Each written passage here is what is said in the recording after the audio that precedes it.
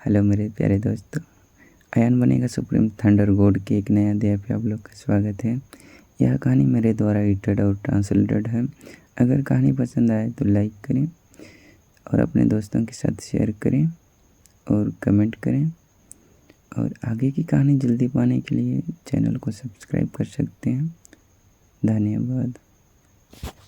आप किस तरह के पोते होने का नाटक कर रहे हैं? 5 Phoenix stepping on the heavens के संस्थापक यहाँ खड़े हैं। यदि आप आकाश में कदम रखने वाले 5 फीनिक्स के साथ अयान पर हमला करते हैं तो क्या आप चालें नहीं चल रहे होंगे? इस जीवन में अयान के पास केवल एक दिव्य ग्रेड लाइटनिंग मेरिडियन प्रतिभा थी। अन्यथा यदि वह 5 फीनिक्स हेवन ट्रैम्पलिंग तकनीक का अभ्यास करता तो वह निश्चित रूप से सबसे शक्तिशाली होता। ये संभव नहीं है। रेनू ने इस पर विश्वास करने से इनकार कर दिया। उसने जल फीनिक्स को संघनित करने के लिए युआन क्यूई की 2 किस्में बाहर फेंकी। इसके बाद अयान ने अपनी फूल उंगलियों का उपयोग करके असंरचित जल फीनिक्स को प्रकाश के अनगिनत धब्बों में तेजी से विघटित कर दिया। जेम्स और रेनू दोनों एक कदम पीछे हट गए और अविश्वास में बोले, क्या जीवित भूत है? मेरे बड़े भाई रुद्र अत्यंत प्रतिभाशाली हैं। स्वर्ग पर कदम रखने वाले 5 फीनिक्स जिन्हें उन्होंने व्यक्तिगत रूप से बनाया था, वास्तव में किसी के द्वारा विभाजित किए जा सकते हैं। बिमल को भी यह अजीब लगा, लेकिन उन दोनों को मुंह दिखाने के लिए उसने अपनी मुट्ठियां भींच लीं और कहा, शायद तुम दोनों ने 5 Phoenix stepping on the heavens का अध्ययन करने में जो समय बिताया है वह अभी भी कम है। कुछ स्थानों पर आप बहुत कुशल नहीं होते हैं। जेम्स और रेनू ने एक दूसरे को देखा। दोनों ही इस बात पर पूरी तरह आश्वस्त थे। ठीक है छोटे ध्रुव, बिमल ने अयान से कहा, मुझे पता है कि तुम शैतान सागर में भाग जाना चाहते हो, लेकिन शैतान सागर खुलने में अभी भी 6 दिन बाकी हैं। आप पहले से ही एक बर्तन में बंद कछुए की तरह हैं, इसलिए आपको ईमानदारी से हमारे पास वापस आना चाहिए। मुझे अपने छोटे प्रेमी को मारने के लिए मजबूर मत करो। अयान ने दांत पीस लिए और कुछ भी नहीं बोल सका। छोटे दोस्त जेम्स, छोटे दोस्त लिंग, कृपया। बिमल ने अपना हाथ हिलाया और अयान और उसके 30 से अधिक लोगों के समूह को अपनी युआन क्यूई से उड़ा दिया और फिर मुकुल की जागीर में लौट गया। जब जेम्स और रेनू ने शैतान सागर शब्द सुना तो उनकी आंखें चमक उठीं और वे भी उसके पीछे चल पड़े। मुकुल की जागीर में वापस आकर बिमल ने जेम्स से चर्चा की, क्या तुम मेरे बेटे चेतन को 5 phoenix heaven trampling martial skill सिखाओगे? मैं इसके बदले में निराकार क्लेश उंगली के मंत्र का उपयोग करने को तैयार हूं। ओह, जेम्स बहुत खुश हुआ, क्या आपके पास निराकार क्लेश उंगली का मंत्र है? ये बहुत अच्छा है। मूलतः मैंने इस मंत्र के लिए अयान की जान बचाई थी। चूंकि यह मामला है तो अयान भविष्य में परेशानी का सबब बनेगा। उसे तो बस एक ही ब्लेड से मार देना चाहिए। जेम्स अयान से बहुत नफरत करता था। उसे इस बात से नफरत थी कि अयान उससे कमतर था, लेकिन वह केवल अयान के साथ ही चित्र बना सकता था। नहीं, बिमल ने अपना सिर हिलाते हुए कहा, चरणहीन क्लेश उंगली का अभ्यास करना अत्यंत कठिन है। जहां तक मुझे पता है, अयान ही दुनिया में एकमात्र जीवित व्यक्ति है जिसने सही मायने में चरणहीन क्लेश फिंगर सीख लिया है। उसके पास जरूर कोई चाल होगी। तो यह ऐसा ही है। सीनियर बिमल ने हर बात पर गहनता से विचार किया है। जेम्स को अचानक एहसास हुआ और उसने रेनू से कहा, जूनियर सिस्टर, हम दोनों ने इस बार सचमुच लाभ कमाया है। हालांकि सोंग मिंगचेंग पहले ही निराकार क्लेश उंगली कला के साथ स्वर्गीय रंगीन चंद्रमा संप्रदाय में लौट आए थे, लेकिन उनके शिष्यों को इस तरह के गहन मार्शल कौशल को सिखाना असंभव था। यह अवश्य ही बड़ों द्वारा सीखा गया होगा। जेम्स और अन्य शिष्यों ने बड़ों से इसे मांगने की हिम्मत नहीं की, इसलिए वे केवल अयान से इसे छीनने का तरीका सोच सकते थे। हालांकि उन्हें यह नहीं पता था कि सोंग मिंगचेंग का मंत्र नकली था और बिमल का मंत्र भी नकली था। मिस रितिका, मेरे पास टियर 5 लाइफ कंटिन्यूइंग पिल है। आप इसे खा सकते हैं। यह आपके लिए अच्छा होगा। बिमल ने एक चीनी मिट्टी की बोतल निकाली और उसमें से एक गोली निकाली। रितिका ने गोली खा ली और वह मन ही मन हंसने से खुद को रोक नहीं सकी। असली जीवन निरंतर गोली को उसने पहले ही जहर की गोली से बदल दिया था। बिमल को पता नहीं था। बिमल ने जो गोली उसे दी थी वह जहर की गोली नहीं थी जो उसने बोतल में छोड़ी थी। जाहिर है, बिमल खुद को जहर देना चाहता था और अयान को धमकाना चाहता था। चेतन, ऐसा लगता है कि मिस रितिका को विश्वास नहीं हो रहा कि यह गोली इतनी अच्छी है। एक ले लो और उसे दिखाओ। चेतन ने भी एक चीनी मिट्टी की बोतल निकाली और निगलने के लिए एक गोली निकाली। उसने जो खाया वह रितिका की जहर की गोली थी। रितिका का दिल लगभग हंसने लगा, लेकिन उसने एक मॉडल की तरह नाटक किया और कहा, ये गोली इतनी कीमती है, बेहतर होगा कि मैं इसे अब और न खाऊं। कोई फर्क नहीं पड़ता कि इसे खाएं। मैं तुम्हें जीवन जारी रखने वाली गोली दूंगा। इसे छोटे ध्रुव से हाथ मिलाने के समान माना जा सकता है। इसकी कोई जरूरत नहीं है। मैं पहले ही जहर खा चुका हूं। कुछ भी खाना बेकार है। जब बिमल ने देखा कि रितिका ने खाना खाने से इनकार कर दिया है तो उसके पास उसके साथ कुछ करने के अलावा कोई विकल्प नहीं था, क्योंकि उसे डर था कि इससे अयान नाराज हो जाएगा। छोटा ध्रुव, आओ। बिमल ने अयान को बुलाया और कहा, इस निराकार कष्टदायक उंगली के कुछ हिस्से ऐसे हैं जिन्हें हम समझ नहीं पा रहे हैं। मुझे आशा है कि आप मुझे कुछ संकेत दे सकेंगे। अगर ऐसा नहीं होता तो मैं अपने बड़ों की परवाह न करते हुए मिस रितिका पर हमला कर देता। जरूर, अगर तुम्हें समझ में ना आए तो पूछ लेना, अयान ने कहा। वे तीनों बहुत खुश हुए। बिमल ने जल्दी से जेम्स और अन्य दो को बधाई दी और कहा, छोटे दोस्तों, एक साथ सुनो और एक साथ सीखो। जेम्स ने खुश होकर कहा, ठीक है, आइए इसे मिलकर सीखें। कुछ ही देर में मैं 5 फीनिक्स के साथ स्वर्ग पर कदम रखूंगा और बूढ़े भाई चेतन को 2 चालें सिखाऊंगा। दोनों पक्ष प्रसन्न हो गए और तुरंत अयान से पूछने के लिए एकत्रित हो गए। पहली बात जो वे समझ नहीं पाए, वह थी निराकार क्लेश उंगली का पहला आधा भाग। अयान ने पीछे नहीं हटते हुए उन्हें सब कुछ बता दिया। बिमल का क्षेत्र बहुत ऊंचा था और मुकुल और रोहनशी गहन दांव में कुशल थे। उन्हें ज्ञानवान एवं जानकार कहा जा सकता है। उन तीनों ने अयान के स्पष्टीकरण को ध्यानपूर्वक समझा और पाया कि अयान ने जो कुछ भी कहा, उससे मंत्र का स्पष्ट अर्थ समझा जा सकता है। तभी उन्हें राहत महसूस हुई। हालांकि मुख्य बात यह थी कि मंत्र का दूसरा भाग क्लेश उंगली नहीं था, बल्कि थंडर के 9 परिवर्तन थे। अयान ने उन्हें मंत्र के दूसरे भाग का अर्थ भी समझाया। उन तीनों ने इसे पहचाना और पाया कि अयान ने जो कहा था वह भी सच था। मंत्र को समझने के लिए अयान के स्पष्टीकरण का उपयोग करना वास्तव में अतुलनीय रूप से गहन था। ऐसा लगता है कि यह बच्चा सचमुच डर गया है कि रितिका की हत्या हो जाएगी, इसलिए उसने ईमानदारी से मंत्र का अनुवाद किया। बिमल मन ही मन दुखी और प्रसन्न था। बदबूदार लड़की, मैं तुम्हारी आंखें निकालने जा रहा हूं। दूसरी ओर लिली ने अचानक गुस्से से कोसा। लिली के हाथों ने युआन क्यू को संघनित कर दिया, लेकिन वह अभी भी रितिका की आंखें निकालना चाहती थी। रुकना, अयान ने गुस्से से कहा, अगर तुमने कोई कदम उठाने की हिम्मत की तो मुझे मंत्र पढ़ने देने के बारे में सोचना भी मत। लिली, मुकुल चिल्लाया, मिस रितिका से बदतमीजी मत करो। मैं खुश नहीं हूं। लिली के गाल क्रोध से फूल गए। वह इतनी प्यारी लग रही थी कि उसने कहा, उसकी आंखें न निकालना तो ठीक है, लेकिन उसे मेरी सेवा तो करनी ही होगी। जाओ, मेरे लिए चाय लेकर आओ। रितिका ने लिली की ओर ठंडी नजर से देखा, फिर एक कप चाय बनाकर लिली को दे दी। लिली ने चाय पकड़ी और उसे रितिका के चेहरे पर उड़ेल दिया। आप, रितिका ने गुस्से से दांत पीस लिए। कैसा है? लिली ने अपनी ठोड़ी उठाए और कहा, तुम गुस्सा होने की हिम्मत कैसे करोगे? जाओ और मेरे लिए एक और प्याला डालो। रितिका ने उसका गुस्सा सहन किया और केवल एक कप चाय ही बना सकी। लिली ने चाय का कप लिया और रितिका के चेहरे पर फेंक दिया, लेकिन इस बार रितिका ने पहले ही उसे चकमा दे दिया था। मैं खुश नहीं हूं। लिली ने गुस्से में अपनी बाहें उठाईं, लेकिन वह वास्तव में रितिका के लिए कुछ नहीं कर सकी। वह अपना गुस्सा केवल दूसरों पर ही निकाल सकती थी। लिली ने आदि अराजकता संप्रदाय के एक शिष्य को बाहर निकाला और उसके चेहरे पर 1 दर्जन से अधिक बार थप्पड़ मारे। शिष्य के गाल सूजे हुए थे और उसकी नाक और मुंह से खून बह रहा था। मैं अभी भी दुखी हूं। लिली ने शिष्य को लात मारकर जमीन पर गिरा दिया और चिल्लाया, कुत्ते की तरह भौंको। आदि अराजकता संप्रदाय के शिष्य को अपमानित महसूस हुआ और उसने गुस्से से कहा, मैं नहीं सीखूंगा।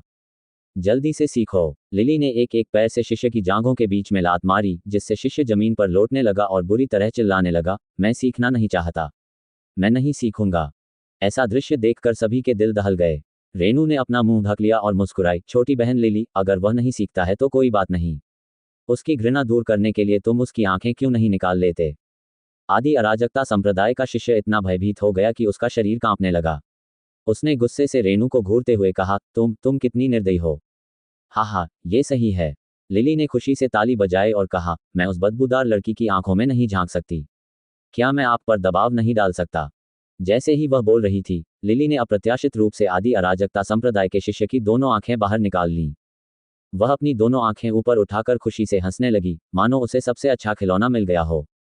जहां तक आदि अराजकता संप्रदाय के शिष्य का प्रश्न है, वह जमीन पर पड़ा था और दर्द से कराह रहा था। उसने अपनी काली आंखें ढक लीं और बुरी तरह चिल्लाता रहा। अयान, आदिकालीन अराजकता संप्रदाय का शिष्य पीड़ा में था। तभी वह अचानक गुस्से से चिल्लाया, तुमने जंगल में अराजक लड़ाई के दौरान मुझे क्यों नहीं मारा? तुमने मुझे यह अपमान सहने के लिए जीवित क्यों छोड़ दिया? मैं उनके द्वारा अपमानित होने की अपेक्षा आपके द्वारा खुलेआम मारा जाना अधिक पसंद करूंगा। जैसे ही वह बोल रहा था, आदि अराजकता संप्रदाय के शिष्य ने अपना दाहिना हाथ उठाया और अपने माथे पर थप्पड़ मारा, जिससे उसकी मौके पर ही मौत हो गई। इस समय राजेश को अपने दिल में पछतावा महसूस हुआ। उसने क्लेश मुक्त उंगली की लालसा क्यों की? यदि वह भागने के समय अयान से अलग हो गई होती तो उसे वापस नहीं पकड़ा जा सकता था। इस समय सभी को अयान के अच्छे इरादे याद आ गए। हालांकि वे अयान से नफरत करते थे, कम से कम अयान एक ईमानदार आदमी था। भले ही वे अयान द्वारा मारे गए थे, अयान ने उनका अपमान नहीं किया।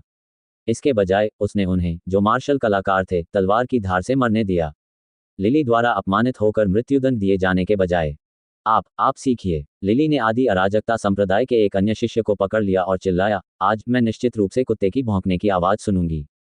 आदि अराजकता संप्रदाय का शिष्य जमीन पर घुटनों के बल बैठा था। उसने गुस्से से अपना चेहरा जमीन पर दबा लिया और फुसफुसाते हुए दो कुत्ते भौंकने की आवाजें निकाली। हालांकि अपमान के आंसू पहले ही मिट्टी में मिल चुके थे। तभी लिली खुश हो गई। आओ छोटी बहन लिली। जेम्स ने लिली और चेतन को बुलाया और कहा, मैं तुम्हें स्वर पर 5 फीनिक्स कदम रखना सिखाऊंगा। एक मार्शल कलाकार के पास जितनी अधिक मेरिडियन होंगी, वह उतना ही अधिक शक्तिशाली होगा। हालांकि लिली के पास केवल एक मेरिडियन प्रतिभा है, फिर भी वह 5 फीनिक्स हेवन स्टेपिंग तकनीक सीखने के बाद एक साधारण मार्शल कौशल की तुलना में बहुत अधिक शक्तिशाली है। बिमल और अन्य लोग अयान पर संकट की उंगली का मंत्र जपने के लिए दबाव डालते रहे। हर बार जब अयान उनके लिए कोई पैराग्राफ अनुवाद करता तो वे उसे ध्यानपूर्वक पढ़ने और समझने के लिए रुक जाते। इस तरफ जेम्स चेतन और लिली को यह सिखाने के लिए जिम्मेदार था कि वे स्वर पर कदम रखने वाले 5 फीनिक्स को कैसे सीखें। चेतन की प्रतिभा थी अर्थ ग्रेड वाटर और अर्थ वेन्स।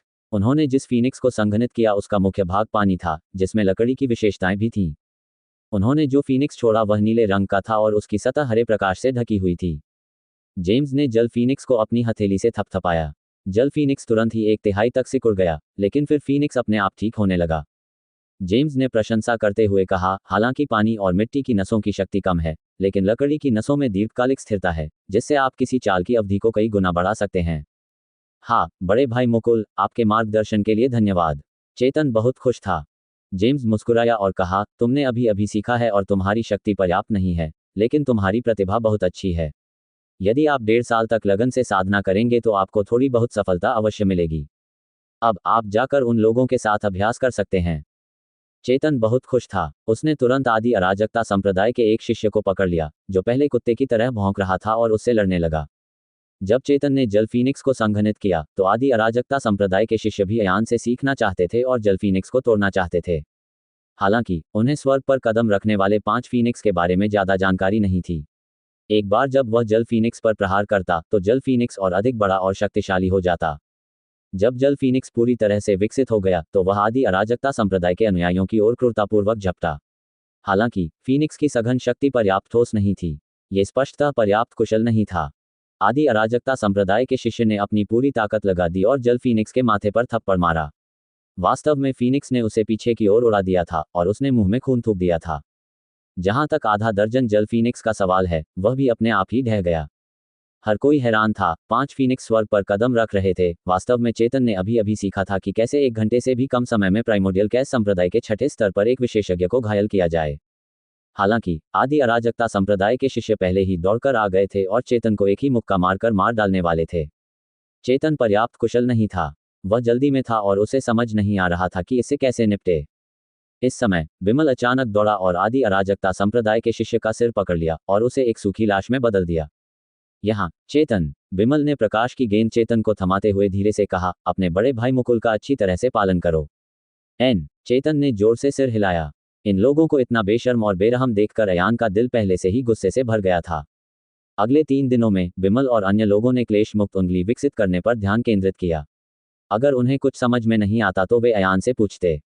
यदि वे स्वर्गीय बिजली को आकर्षित करते तो वे प्रतिरोध करने के लिए अपनी युआन क्यूई का उपयोग करते। दूसरी ओर चेतन और लिली ने स्वर्ग पर कदम रखने वाली 5 फीनिक्स से सीखा। हर बार जब वे सुधार करते तो वे अभ्यास के लिए आदि अराजकता संप्रदाय के एक शिष्य को पकड़ लेते। यदि वे हार जाते और खतरे में पड़ जाते तो बिमल आगे बढ़ता और आदि अराजकता संप्रदाय के शिष्य को एक ही हथेली से मौके पर ही मार डालता। आदि अराजकता संप्रदाय के केवल कुछ ही शिष्य थे। पिछले 3 दिनों में उन्होंने उनमें से लगभग सभी को मार डाला था और केवल आदि अराजकता संप्रदाय के 7वें स्तर के अंतिम विशेषज्ञ को ही पीछे छोड़ दिया था। 7वें स्तर के मूल रिटर्निंग विशेषज्ञ का चेतन के साथ अभ्यास में शामिल होना उचित नहीं था। दोनों पक्षों की ताकत समान स्तर पर नहीं थी। बिमल ने अपना निशाना लाल बाग पर साधा। वैसे भी बिमल पहले ही स्वर्गीय रंगीन चंद्रमा संप्रदाय के अधीन हो चुका था। इतने बड़े समर्थक के साथ अब उन्हें रेड टाइगर से डरने की जरूरत नहीं थी। इसके बाद स्कारलेट टाइगर के लोगों को भी अपमानित किया गया और उन्हें यातनाएं देकर मार डाला गया। चौथे दिन शैतान सागर के खुलने में अभी भी 2 दिन बाकी थे। बिमल को मारे गए युवक से 2 और शैतानी समुद्री टोकन मिले और उन्हें उपहार के रूप में जेम्स और रेनू को दे दिया। पिछले कुछ दिनों से रितिका को चेतन और लिली की सेवा करने, उन्हें चाय पानी देने तथा उनकी मांसपेशियों और हड्डियों की मालिश करने के लिए कहा गया था। इससे भी अधिक निर्दयतापूर्वक रोहन का पीछा करने वाला वह आकर्षक व्यक्ति न केवल महिलाओं को बल्कि पुरुषों को भी पसंद करता था। रोहन पर भरोसा करते हुए वह हमेशा एक आकर्षक युवा मार्शल कलाकार को चुनने का अवसर तलाशता रहता था और उन सुंदर मार्शल कलाकारों का अपमान करता था जैसे कि वे महिलाएं हों। सभी युवा मार्शल कलाकार घबराए हुए थे। वे चेतन और लिली से तो बच गए, लेकिन वे उस मोहक आदमी से नहीं बच पाए। मार्शल आर्ट की दुनिया में ताकतवर कमजोर को खा जाता है। पिछले कुछ दिनों में एक मार्शल कलाकार के रूप में मानवीय गरिमा को चरम सीमा तक रौंदा गया है।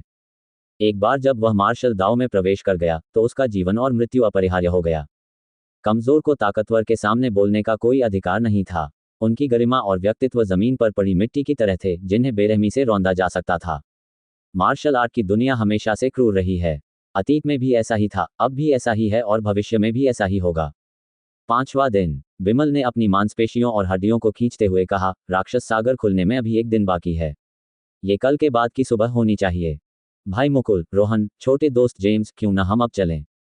जेम्स ने सिर हिलाया और अपनी मुट्ठियां भींच लीं। वरिष्ठ बिमल, डेविल सी टोकन के आपके उदार उपहार के लिए धन्यवाद। हालांकि ये बेकार मार्शल कलाकार अभी भी 20 से अधिक लोग जीवित हैं। हमें उनके साथ क्या करना चाहिए? रोहन मुस्कुराया और कहा, शैतान सागर अत्यंत रहस्यमय है। मुझे आश्चर्य है कि अंदर कैसा दृश्य होगा। शायद कोई यांत्रिक खतरा होगा।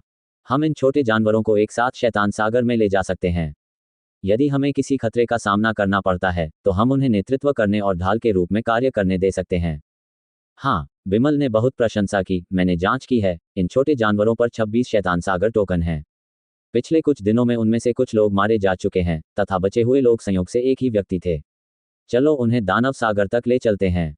जब वह बोल रहा था तो सभी लोग जोर से हंसने लगे। बिमल ने 20 से अधिक युवा मार्शल कलाकारों को अपने साथ लिया और पश्चिम की ओर चला। रास्ते में बिमल और अन्य लोग अभी भी अयान से मंत्र के बारे में पूछने का अवसर तलाश रहे थे। जेम्स ने कहा, इस क्लेश मुक्त उंगली का अभ्यास करना वास्तव में कठिन है। अपनी धारणाओं के आधार पर हमने कई दिनों तक सही रास्ता खोजे बिना ही इसे सीखा है। वरिष्ठ बिमल, मुझे डर है कि अयान उसे पढ़ाने को तैयार नहीं है। वह जरूर कुछ छुपा रहा है। अब उसे सबक सिखाने का समय आ गया है। रास्ते में यंग मास्टर मुचरे को मौज मस्ती के लिए रितिका दे दो। हाहा। मुचरे वह आकर्षक व्यक्ति था जो रोहन का पीछा करता था।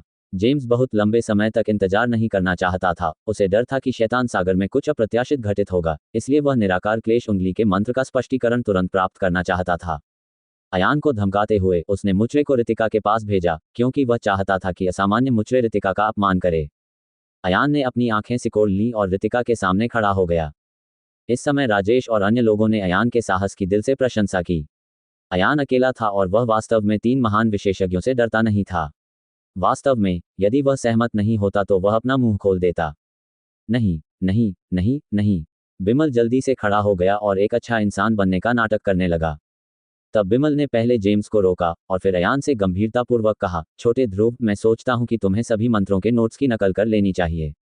मैं अब भी उन्हें रोकने में आपकी मदद कर सकता हूं। यदि आप उनकी नकल न करने पर अड़े रहेंगे तो मुझे डर है कि मैं आपकी कोई मदद नहीं कर पाऊंगा। तुम क्या दिखावा कर रहे हो? अयान ने गहरी आवाज में कहा, लाल चेहरा और काला चेहरा होने का नाटक करना बंद करो। इन दिनों आप जो भी मंत्र पढ़ना चाहेंगे मैं उसका अनुवाद कर दूंगा। अंत में, क्या आप मुझे चुकाने के लिए इस पद्धति का उपयोग करने जा रहे हैं? अयान के माथे की नसें उभर आईं। उसने जेम्स की ओर इशारा करते हुए चिल्लाया, आओ, उस विकृत व्यक्ति को यहां आने दो। मैं देखना चाहता हूं कि क्या वह रितिका की एक उंगली भी छूने की हिम्मत कर सकता है। अधिक से अधिक, मैं इस दुष्ट को एक ही ब्लेड से काट दूंगा और फिर से खुद को मार डालूंगा। मुझे पहले तो रितिका को देखकर मुस्कुरा रहे थे, लेकिन जब उन्होंने अयान की ठंडी आवाज सुनी तो वह इतने डर गए कि उन्होंने अपनी गर्दन सिकोड़ ली। जेम्स भी एक क्षण के लिए हिचकिचाया। वह केवल अयान पर दबाव डालना चाहता था, लेकिन उसने यह उम्मीद नहीं की थी कि अयान इतना सख्त होगा। लेकिन जब रोहन ने अयान को यह कहते सुना कि वह मुचरे को काटने जा रहा है तो उसने व्यंग्य करते हुए कहा, भाई बिमल, मेरे विचार से जेम्स ने जो कहा वह भी सही है। ये दक्षिणी आत्मा बहुत जिद्दी है, इसलिए हमें हमला करने के लिए रितिका का उपयोग करना चाहिए। रोहन ने दवा की बोतल निकाली और कहा, मैं उसे प्रताड़ित नहीं करूंगा, नहीं मारूंगा। मेरे पास एक गोली है। अगर मैं ये गोली खा लूं तो मैं एक पुरुष को महिला में और एक महिला को पुरुष में बदल सकता हूं। मैं देखना चाहता हूं कि जब मैं रितिका को एक पुरुष में बदल दूंगा तो क्या नान उसकी रक्षा करेगी। अरे नहीं, नहीं, नहीं। रितिका इतनी डर गई कि उसका चेहरा पीला पड़ गया। उसे मौत का तो डर नहीं था, लेकिन वह रोहन की खतरनाक और दुष्ट चाल से बेहद डरी हुई थी। जब दोनों पक्षों के बीच गतिरोध की स्थिति थी, तभी उनके बगल में बैठे चेतन के सामने अचानक एक असामान्य स्थिति उत्पन्न हो गई। पिताजी, मुझे बहुत ठंड लग रही है। सबने देखा कि चेतन कांप रहा था। अजीब बात यह रही कि चेतन की गति अचानक स्थिर हो गई। उसके शरीर पर बर्फ की एक परत जम गई और फिर उसका पूरा चेहरा हरा हो गया। बिमल की हतप्रभ अवस्था में चेतन की आंखें लगभग जम गई थीं, हल्की नीली हो गई थीं। चेतन, बिमल को झटका लगा। वह जल्दी से आगे बढ़ा और अपनी हथेली चेतन की छाती पर रख दी। उन्होंने युआन क्यूई की अंतहीन धारा का उपयोग करके इसे चेतन के शरीर में पहुंचाया। तभी चेतन को थोड़ा बेहतर महसूस हुआ, लेकिन जैसे ही बिमल ने अपनी हथेली हटाई, चेतन फिर से कांपने लगा। जो बर्फ बड़ी मुश्किल से पिघली थी, वह शीघ्र ही पुनः संघनित हो गई। क्या चल रहा है? बिमल ने उत्सुकता से चिल्लाकर कहा कि वह युआन क्यू को फिर से चेतन के पास भेज सकता है। मुकुल और रोहनशी ने एक दूसरे को देखा, दोनों हैरान थे। ये दृश्य देखकर ही अयान का दिल बैठ गया। अयान अच्छी तरह जानता था कि चेतन की वर्तमान स्थिति इसलिए है क्योंकि उसने रितिका की जहर की गोली खा ली थी। मुख्य बात यह थी कि चेतन की स्थिति उस समय लिटिल यूअर जैसी ही थी। ऐसा कैसे हो सकता है? अयान का दिल धड़क उठा। मिस रुयान ने एक बार कहा था कि छोटी यू एक जन्म से ही इस अजीब बीमारी से पीड़ित थी। जब भी वह बीमार पड़ता, उसका पूरा शरीर जम जाता। यदि युआन क्यूई को ले जाने में उसकी मदद करने वाला कोई न हो तो वह ठंड से मर जाएगा।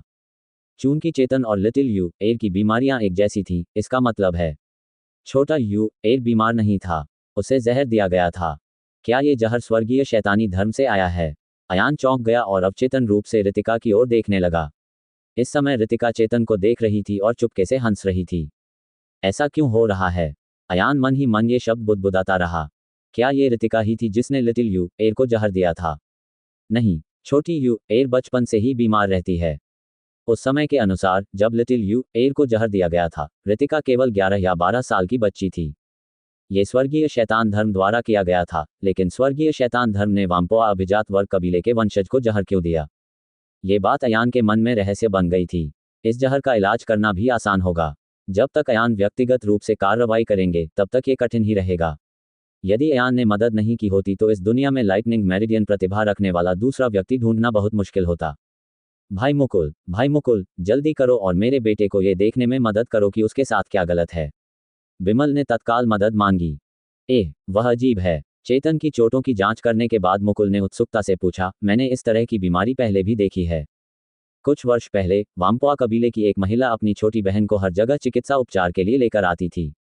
वह मुझे खोजने के लिए पश्चिमी क्षेत्र में आई थी। उसकी बहन भी आपके बेटे जैसी ही बीमारी से पीड़ित है। बिमल बहुत खुश हुआ। ये तो बहुत बढ़िया है। कृपया मेरे बेटे भाई मुकुल का इलाज कराइए। उद्धरण चिन्ह टस्क। ये मुकुल ने अपना सिर हिलाया। हालांकि मुझे वास्तव में उम्मीद है कि वाम्पोआ अरिस्टोक्रेट कबीला मुझ पर एहसान करेगा। ईमानदारी से कहूं तो मैंने इस बीमारी को ठीक नहीं किया है। बिमल का दिल अचानक ठंडा हो गया। क्या ऐसा हो सकता है कि मेरे बेटे की बीमारी ठीक न हो सके? बिमल उदास और खिन्न था। उनके बेटे की तंत्रिकाएं बचपन से ही अवरुद्ध थीं, लेकिन उन्हें यह उम्मीद नहीं थी कि वह अचानक एक जिद्दी बीमारी से ग्रस्त हो जाएगा। उसका जीवन सचमुच बहुत कष्टपूर्ण था। रितिका की जहर की गोली बहुत अजीब थी। उन्होंने कहा था कि यह एक दीर्घकालिक विष है, इसलिए लोगों के लिए यह पहचान पाना बहुत कठिन है कि इसमें जहर है। हालांकि मुकुल ने कहा, इसका इलाज संभव है। मैंने वाम्पोआ कबीले की महिला को यह कहते हुए सुना कि सेंट्रल प्लेन्स एम्पायर के एक डॉक्टर ने एक बार कहा था कि इस बीमारी को ठीक करने के लिए थंडर कोनोटेशन डिवाइन कल्टीवेशन पिल नामक एक तीसरी श्रेणी की गोली को परिष्कृत करना होगा। दुर्भाग्यवश इस औषधीय गोली को परिष्कृत करने के लिए किसी को लाइटनिंग मेरिडियन प्रतिभा वाले मार्शल कलाकार को खोजना होगा। बिजली मध्याह्न रेखाएं जन्मजात। मैंने इस दुनिया में कभी किसी ऐसे व्यक्ति के बारे में नहीं सुना है जिसके अंदर बिजली की तरह घूमने की जन्मजात प्रतिभा हो। क्या मेरा बेटा निराश नहीं है? बिमल ने कहा। इस समय अयान का दिल बैठ गया।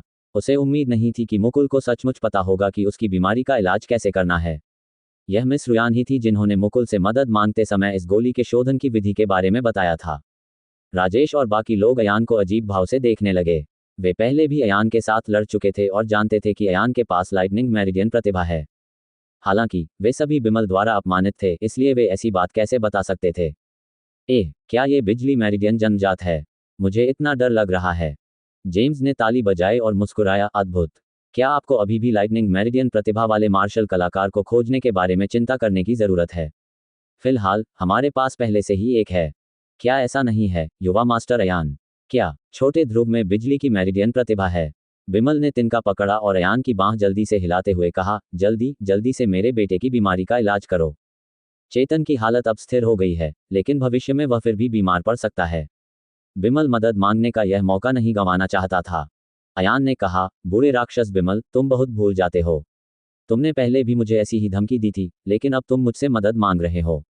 क्या तुम्हें लगता है कि मैं तुम्हारी मदद करूंगा? बिमल ने जल्दी से कहा, मैं आपसे वादा करता हूं, जब तक आप मेरे बेटे को गोलियां परिष्कृत करने में मदद करेंगे, मैं आपको मुक्त कर दूंगा। अयान ने अपनी शर्ट खोली और अपने दिल में खोपड़ी की ओर इशारा किया। पहले ये निशान हटाओ, फिर हम बात कर सकते हैं, अन्यथा आप मुझे सीधे अपनी हथेली से काट कर मार सकते हैं। भाई बिमल, तुम उससे ऐसा क्यों कह रहे हो? रोहन का दाहिना हाथ धीरे धीरे हवा में घूम गया और उसने अपनी युवान क्यूई के साथ एक सर्पिल वायु प्रवाह को संघनित कर दिया। उन्होंने कहा, जब मैं इस लड़के को बहका लूंगा तो मैं उसे ईमानदारी से तुम्हारे लिए गोलियां बनाने दूंगा। नहीं, मुकुल ने अपना सिर हिलाते हुए कहा, गोलियों को परिष्कृत करने के लिए आपको उच्च स्तर की सांद्रता बनाए रखने की आवश्यकता होती है। जिन लोगों को आपने आकर्षित किया है वे सभी अचेत हैं। इस प्रकार की लकड़ी की गोलियों को परिष्कृत करना असंभव है। ये सुनकर रोहन असहाय हो गया और केवल अपना दाहिना हाथ ही वापस खींच सका। बिमल ने दांत पीसकर अपनी हथेली अयान के हृदय पर रख दी। हालांकि कुछ देर सोचने के बाद उसने अपना हाथ वापस खींच लिया। क्या? अयान ने पूछा, क्या आप अपने बेटे की जान नहीं चाहते? बिमल ने कहा, कोई जल्दी नहीं है। शैतान सागर में प्रवेश करने के बाद मैं तुरंत आपके लिए छाप वापस ले लूंगा। अयान ने अपनी आंखें सिकोड़ लीं और मन ही मन सोचने लगा कि इस बूढ़े के खिलाफ षड्यंत्र करना आसान है। उसे डर था कि अयान की छाप वापस लेने के बाद अयान तुरंत भाग जाएगा। हालांकि अगर वह शैतान सागर में प्रवेश करता तो अयान के लिए भागने की कोई जगह नहीं होती। चलो तुरंत शैतान सागर की ओर चलें। बिमल ने हाथ हिलाया और सबके साथ उड़ गया। सभी लोग तेजी से उड़ गए। बिमल की साधना से उसने सबको पश्चिम की ओर अग्रसर किया। केवल 2 दिन और 1 रात में वे पश्चिमी क्षेत्र के मध्य से पश्चिमी तट पर पहुंच गए। डेविल्सी टोकन के अनुसार ये वह स्थान था जहां दानव सागर प्रकट हुआ था। उनके रास्ते में देरी हुई। जब वे अपने गंतव्य पर पहुंचे तो उन्हें अपेक्षित समय से लगभग 1 दिन देर हो चुकी थी। वे रात को दानव सागर में पहुंचे जो आज सुबह खुला। दूर से देखने पर सामने अंतहीन सागर दिखाई देता था। बिमल ने शैतान सागर टोकन निकाला और ध्यान से उसका निरीक्षण किया। उन्होंने दूरी की ओर इशारा करते हुए कहा, दानव सागर अभी भी अंदर होना चाहिए। चलो उड़कर चलें। हाँ, लेकिन देर से आना अच्छा है, मुकुल ने कहा, जब डेविल्सी खुलेगा तो बहुत सारे लोग आएंगे। हम बस उनके साथ समय बिताने से चूक गए ताकि अनावश्यक विवादों से बच सकें। सभी लोग समुद्र की सतह के करीब उड़ते रहे, 1000 किलोमीटर से अधिक दूरी तक उड़ते रहे। ये स्थान पहले ही गहरे समुद्री क्षेत्र में प्रवेश कर चुका था। रात्रि के आकाश के नीचे पूर्ण चंद्रमा चमक रहा था। शांत और शांतिपूर्ण पश्चिमी समुद्र में एक बड़ा दर्पण अचानक सभी के सामने प्रकट हुआ। बड़ा दर्पण आकाश के शीर्ष पर पहुंच गया और उसे बाईं या दाईं ओर नहीं देखा जा सकता था।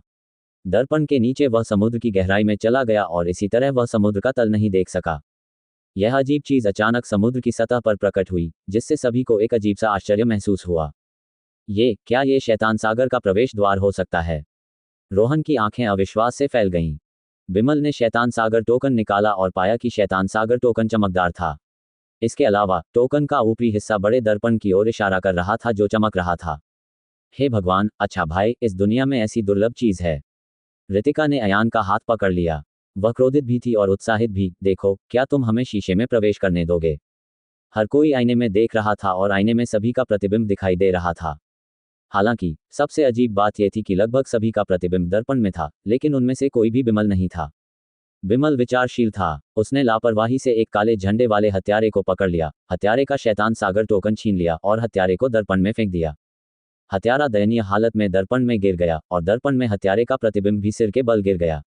एक ही आवाज के साथ हत्यारा शीशे से टकराकर जोरदार तरीके से उछला। बिमल ने सिर हिलाया और कहा, सब लोग शैतान सागर टोकन निकालो और इसे अपने हाथों में पकड़ लो। ये सुनकर सभी ने शैतान सागर टोकन निकाला और देखा कि सभी का प्रतिबिंब दर्पण से गायब हो गया था। हालांकि दर्पण के प्रतिबिंब के बीच में अभी भी एक मूक छोटा पक्षी हवा में खड़ा था। ये टूट गया है। अयान ने अपना माथा थपथपाया और कहा, मैं लिटिल स्पैरो के लिए डेविल्सी टोकन लाना भूल गया। किसने सोचा होगा कि एक पक्षी को भी प्रवेश करने के लिए डेविल्सी टोकन की आवश्यकता होगी? कोई बात नहीं। बिमल ने हत्यारे को एक ही हथेली से काट डाला और हत्यारे का शैतान सागर टोकन अयान को देते हुए कहा, ले लो। आप क्या कर रहे हो? अन्य हत्यारे क्रोधित हो गए। अयान ने बिमल की ओर देखा, फिर हत्यारों की ओर देखा, फिर शैतानी समुद्री टोकन लिया और छोटे पक्षी को उसे अपने मुंह में पकड़ने दिया। चलो एक साथ प्रवेश करें।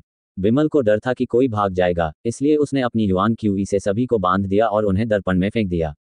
उन्होंने देखा कि जब उनके शरीर दर्पण को छूते थे तो ऐसा लगता था जैसे वे पानी में प्रवेश कर गए हों, जिससे दर्पण पर लहरों का एक छल्ला दिखाई देता था और हर कोई आसानी से दर्पण में डूब सकता था। जब बिमल को यकीन हो गया कि उसने किसी और को नहीं छोड़ा है, तो वह अंदर चला गया। अयान को अपने सामने एक अजीब सी स्थिति का एहसास हुआ और फिर उसके पैर समतल जमीन पर पड़े। सभी लोग घबराकर तुरंत अपने शरीर की जांच करने लगे कि कहीं कोई अप्रत्याशित घटना तो नहीं घटी है। अपनी सुरक्षा की पुष्टि करने के बाद वे इस स्थान को देखने लगे। उन्होंने स्वयं को एक ऐसे हॉल में पाया जो किसी प्राचीन महल जैसा दिख रहा था। उनके ठीक सामने दो प्राचीन पत्थर के दरवाजे जुड़े हुए थे और हॉल के कोनों में अभी भी कुछ मानव शव पड़े थे जो अनगिनत हजारों वर्षों से मृत थे। जब कोई हॉल में चल रहा था तो उसके कदमों से उत्पन्न हवा की आवाज से लाशें राख में बदल गईं। मुझे आश्चर्य है कि ये लोग कितने समय से मरे हुए हैं। ऐसा लगता है जैसे शैतान सागर बहुत लंबे समय से अस्तित्व में है। अयान फुसफुसाया। देखो, दोनों तरफ की दीवारें पारदर्शी हैं। रितिका ने बाईं और दाईं ओर इशारा किया। इस समय काफी लोगों को इस स्थिति का पता चल चुका था। हॉल के दोनों ओर की दीवारें पारदर्शी दर्पणों की तरह थीं, लेकिन कोई भी देख सकता था कि कक्षों में दो समान हॉल थे। बाईं ओर के हॉल में एक पत्थर का दरवाजा खुला था, लेकिन दाईं ओर के हॉल में, जिस हॉल में अयान था, पत्थर के दरवाजे कसकर बंद थे। भाग्यशाली नहीं, मुकुल ने अपनी ठोड़ी रगड़ते हुए कहा। ऐसा लगता है कि कुछ हॉलों पर प्राचीन लोगों ने अतिक्रमण कर लिया है। हम संयोग से एक ऐसे हॉल में पहुंच गए जहां कोई नहीं आया था। हमें पत्थर का दरवाजा खुद ही खोलना होगा। ये तो महज पत्थर का दरवाजा है, बस इसे धक्का देकर खोल दो। बिमल ने अपना हाथ हिलाया और युआन क्यूई की एक लहर बाहर निकली जो दो प्राचीन पत्थर के दरवाजों से टकराए। हालांकि दोनों पत्थर के दरवाजे स्थिर रहे। बिमल दंग रह गया। मुकुल ने सिर हिलाकर मुस्कुराते हुए कहा, भाई बिमल, तुम बहुत लापरवाह हो। यहाँ पत्थर का दरवाजा स्पष्ट रूप से एक संरचना के साथ स्थापित है। यदि आप इसे धक्का देकर खोल देंगे तो फिर इस हॉल के निर्माण का क्या मतलब है? इसीलिए, बिमल ने मुठ्ठियां भींचकर कहा, तब तो मुझे बूढ़े भाई मुकुल को परेशान करना पड़ेगा। भाई मुकुल गहन दांव में विशेषज्ञ हैं। यह मामला उस पर छोड़ दो। निश्चित रूप से कोई समस्या नहीं होगी। रोहन हंस पड़ा। यद्यपि मुकुल ने ऐसा कहा, फिर भी उसके चेहरे पर गंभीरता थी। वह जानता था कि यह शैतानी सागर निश्चित रूप से इतना सरल नहीं था। उसने देखा कि मुकुल पहले पत्थर के दरवाजे के पास पहुंचा, फिर उसके हाथों ने युआन क्यूई को संघनित किया और धीरे धीरे मध्य हवा में चित्र बनाने लगा। उसकी उंगलियां आसमान में चमक उठीं और पीछे युआन क्यूई के निशान छोड़ गईं। युआन क्यू के उन निशानों ने एक विशाल, जटिल संरचना आरेख का निर्माण किया। ये दृश्य देखकर सभी को लगा कि यह अकल्पनीय और समझ से परे है। जहां तक रोहन की बात है, वह भी गहन दांव में विशेषज्ञ थी। यद्यपि उसने एक अजीब तकनीक विकसित की थी, फिर भी वह गहन दांव के बारे में बहुत कुछ जानती थी।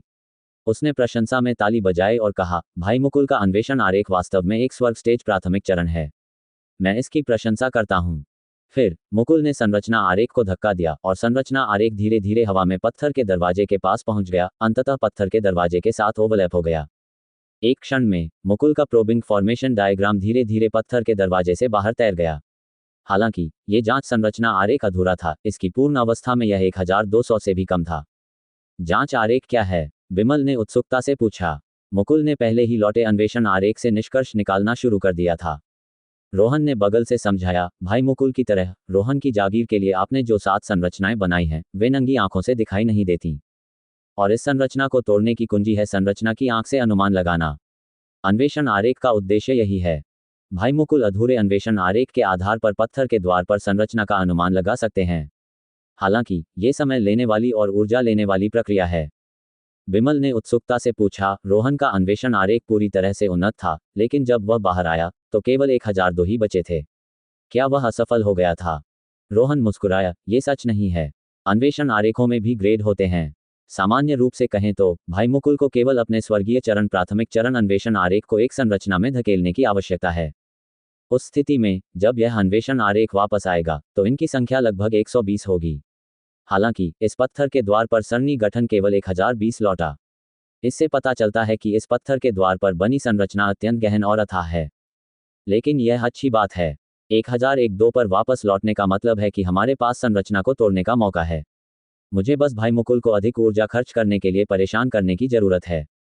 इसीलिए बिमल ने सिर हिलाया। उन्होंने केवल यही महसूस किया कि निर्माण का मार्ग अत्यंत रहस्यमय था। उनके जैसे मार्शल कलाकार के साथ वह शायद इसे समझने में असमर्थ थे। मुकुल ने संरचनाओं को तोड़ने का एक प्रामाणिक तरीका अपनाया। ये व्यवहारिक रूप से सभी फॉर्मेशन मास्टर्स के लिए फॉर्मेशन तोड़ने का एकमात्र तरीका था। संरचना पर जासूसी करने के लिए केवल जांच आरेख का उपयोग करके ही संरचना को ट्रिगर नहीं किया जा सकता है। हालांकि अयान ने अपनी आंखें पोंछने के लिए केवल अपने दोनों हाथों का इस्तेमाल किया। बिजली की फोटोइलेक्ट्रिक आंखों के साथ वह पत्थर के दरवाजे पर गठन नसों की दिशा और गठन आंखों के स्थान को स्पष्ट रूप से देख सकता था। अयान कभी भी मुकुल की मदद करने की मूर्खता नहीं करेगा। उन्होंने कहा, पुराने राक्षस बिमल, इस संरचना को तोड़ने में कुछ समय लगेगा। मेरे लिए अपनी छाप हटाओ। बिमल एक क्षण के लिए हिचकिचाया।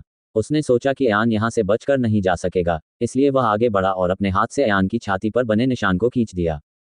निशान के बिना अयान को बहुत आराम महसूस हुआ और उसने राहत की लंबी सांस ली। अब मेरे बेटे के लिए गोलियां परिष्कृत करो, बिमल ने कहा।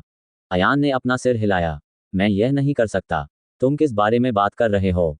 बिमल क्रोधित हो गया। उसने अपनी हथेली उठाई और उसकी हथेली में युआन क्यूई गूंज उठा। वह गरज कर बोला, तुमने अपनी बात से पीछे हटने का साहस किया। अयान ने हंसते हुए कहा, क्या तुम्हें लगता है कि मैं इतना छोटा हूं? मैं कैसे जान सकता हूं कि गोलियों को कैसे परिष्कृत किया जाता है? मैं गोलियों को परिष्कृत कर सकता हूं, लेकिन मुझे उन्हें पुराने राक्षस मुकुल को परिष्कृत करने देना होगा। मैं स्वयं ही उनके साथ सहयोग कर सकता हूं। बिमल ने ओह कहा, फिर उसे एहसास हुआ कि वह बहुत अधीर हो गया है, इसलिए उसने अपना दाहिना हाथ वापस खींच लिया। अयान ने रितिका को एक तरफ खींच लिया और उसके शरीर में हरे अग्नि विष का प्रतिरोध करने के लिए उसकी युआन क्यूई भेजी। उन्होंने फुसफुसाते हुए पूछा, आपकी मध्याह्न रेखाएं कैसी हैं? क्या आप युआन क्यूई का प्रचलन करने में सक्षम हैं? रितिका ने सिर हिलाया, ये बिल्कुल बेकार है। हरे रंग की ज्वाला का विष मेरी शिरोबिंदुओं और आध्यात्मिक सागर पर दबाव डाल रहा है। इस समय राजेश आया और फुसफुसाया, भाई ध्रुव, बड़ी बहन रितिका, पत्थर का दरवाजा खुलने के बाद चलो एक साथ बाहर निकलें। रितिका ने व्यंग्यात्मक लहजे में कहा, ये चाल मत खेलो। मुझे डर है कि जब समय आएगा तो हम जल्दबाजी करेंगे, लेकिन आपने जल्दबाजी नहीं की। जब बिमल हमारे पीछे आएगा तो तुम्हें चुपचाप भागने का मौका मिल जाएगा। ये हे, राजेश ने मुस्कुराते हुए कहा। बड़ी बहन रितिका बहुत विचारशील थी। उसने वास्तव में मेरे इरादे समझ लिए थे। ये चमकता हुआ चांद पहले से ही बुरा था, लेकिन ये खुले तौर पर बुरा था। उन्होंने कभी भी पाखंडी होने का दिखावा नहीं किया, न ही अपनी गलती का एहसास होने के बाद भी उन्होंने इसे छिपाया। इससे पहले जंगल में रितिका ने कहा था कि वह पापी और दुष्ट था। जब विद्वान ने कहा कि उसने नदी पार की है और पुल को ध्वस्त कर दिया है, तो राजेश ने भी मुस्कुराते हुए इसे स्वीकार किया था। इससे अयान ने उसे एक नई नज़र से देखा। एक सच्चा नीच व्यक्ति सदैव एक पाखंडी व्यक्ति से अधिक स्वीकार्य होगा। यहाँ एक शब्द प्रतीत होता है। कुछ ही दूरी पर मुचरे, वह आकर्षक व्यक्ति जो रोहन का पीछा कर रहा था, अचानक चिल्लाया। बिमल और रोहनशी ने एक दूसरे को देखा और देखने के लिए पास चले गए। अच्छा भाई, चलो चलकर देखते हैं। मेरा जहर कुछ समय तक कम नहीं होने वाला है, रितिका ने कहा। ठीक है। अयान ने सिर हिलाया और रितिका के साथ चला गया। दो प्राचीन पत्थर के दरवाजों के अलावा दीवार पर मूल रूप से कुछ भी नहीं था, लेकिन मुचरे उग गए थे।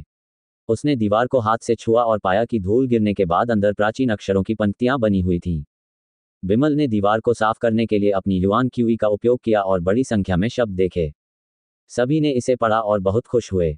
ये शब्द शैतान सागर का परिचय थे। शैतान सागर लगभग 500,000 वर्षों से अस्तित्व में था। प्राचीन युग 100,000 से 900,000 वर्ष पुराना था, इसलिए शैतान सागर का महान युग प्राचीन युग था।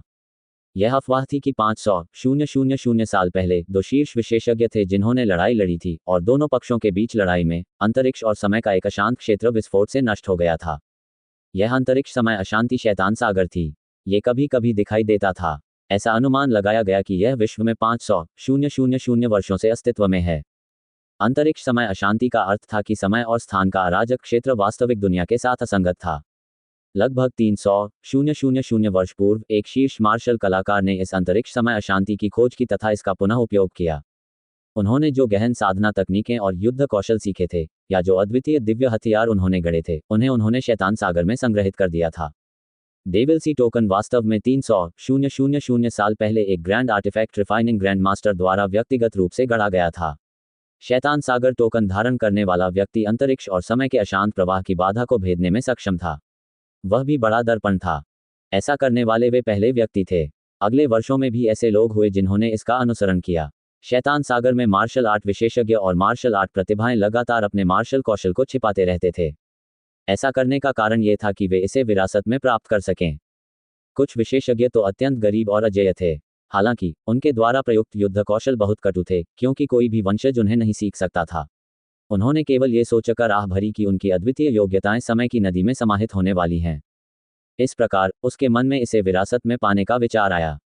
चूंकि वर्तमान युग में कोई भी उनकी दुर्जेय क्षमताओं को नहीं सीख सकता था, इसलिए वह उन्हें शैतान सागर में भेज देगा। शायद भविष्य में ऐसे प्रतिभाशाली लोग होंगे जो इन्हें समझ सकेंगे। जब सभी ने ये परिचय देखा तो वे इतने उत्साहित हो गए कि लगभग पागल हो गए। साधना तकनीक, युद्ध कौशल, औषधीय गोलियां, दिव्य हथियार, कवच इत्यादि। प्राचीन काल से बहुत सारे खजाने छोड़े गए थे जिन्हें शैतान सागर में रखा गया था। ये सचमुच एक बहुत बड़ा खजाना था।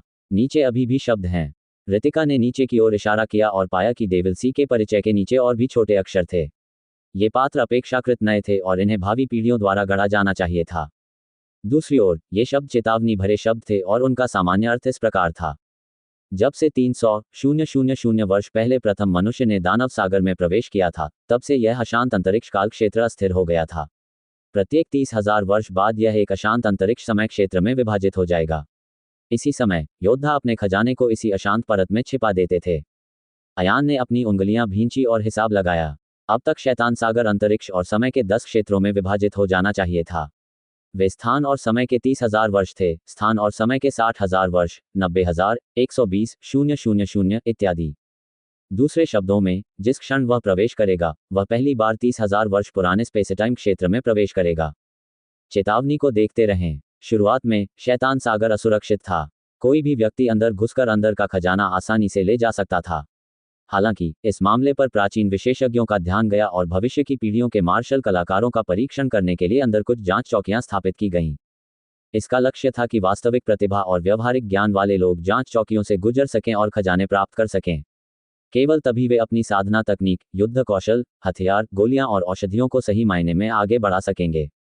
हालांकि इसके बाद के वर्षों में अधिक से अधिक लोग शैतान सागर में प्रवेश कर गए और उनमें से कुछ दुर्भावनापूर्ण लोगों के साथ घुल मिल जाने से बच नहीं सके। वे लोग शैतान सागर में कुछ दुष्ट जीव लेकर आए, जिनमें प्राचीन राक्षसी जानवर और कुछ अज्ञात अंधकार में जीव भी शामिल थे। भूल जाए, वहां कुछ शक्तिशाली गहन दाव विशेषज्ञ भी थे जिन्होंने अंदर कई जाल और गहन संरचनाएं स्थापित की थीं। हमेशा ऐसे कनिष्ठ गहन अभ्यासी होते थे जो प्रवेश के बाद अपने पूर्ववर्तियों की संरचनाओं का तिरस्कार करते थे। अपनी प्रतिभा दिखाने के लिए वे अपनी स्वयं की संरचनाएं और जाल भी स्थापित करते थे। समय के साथ शैतान सागर अतुलनीय रूप से अराजक और जटिल हो गया, जिससे यह अत्यधिक क्रूरता की भूमि में बदल गया। जिस व्यक्ति ने ये चेतावनी लिखी थी वह 30,000 वर्ष पूर्व का एक विशेषज्ञ था। शैतान सागर का अन्वेषण करने के बाद उसने पाया कि यहाँ कई खतरे थे, इसलिए वह दयालु हो गया और इस मार्ग को पीछे छोड़ दिया। जब उन्होंने ये देखा तो सभी का मूल उत्साह तुरंत ठंडा पड़ गया। विशेष रूप से पाठ के अंतिम अनुच्छेद में यह दर्ज किया गया है कि कई वर्षों से लोग शैतान सागर में प्रवेश कर रहे थे। हालांकि ऐसे बहुत कम लोग थे जिन्होंने सचमुच शैतान सागर में खजाना छोड़ा था, और ऐसे भी बहुत से लोग थे जिन्होंने खजाने को लूट लिया था। इसलिए शैतान सागर में लगभग हर चीज लूट ली जाने वाली थी। जब से आरंभिक स्वर्गीय क्लेश विशेषज्ञों ने दैवीय स्तर की मार्शल तकनीकें, गोली शोधन तकनीकें इत्यादि छोड़ी थी, तब से उन्हें दूसरों द्वारा छीन लिया गया था। बाद में जब दिव्य स्तर के विशेषज्ञों की खोज कर उन्हें निर्दोष घोषित कर दिया गया, तो उनके वंशजों ने दाव स्तर, रहस्यमय स्तर इत्यादि को हटाना शुरू कर दिया।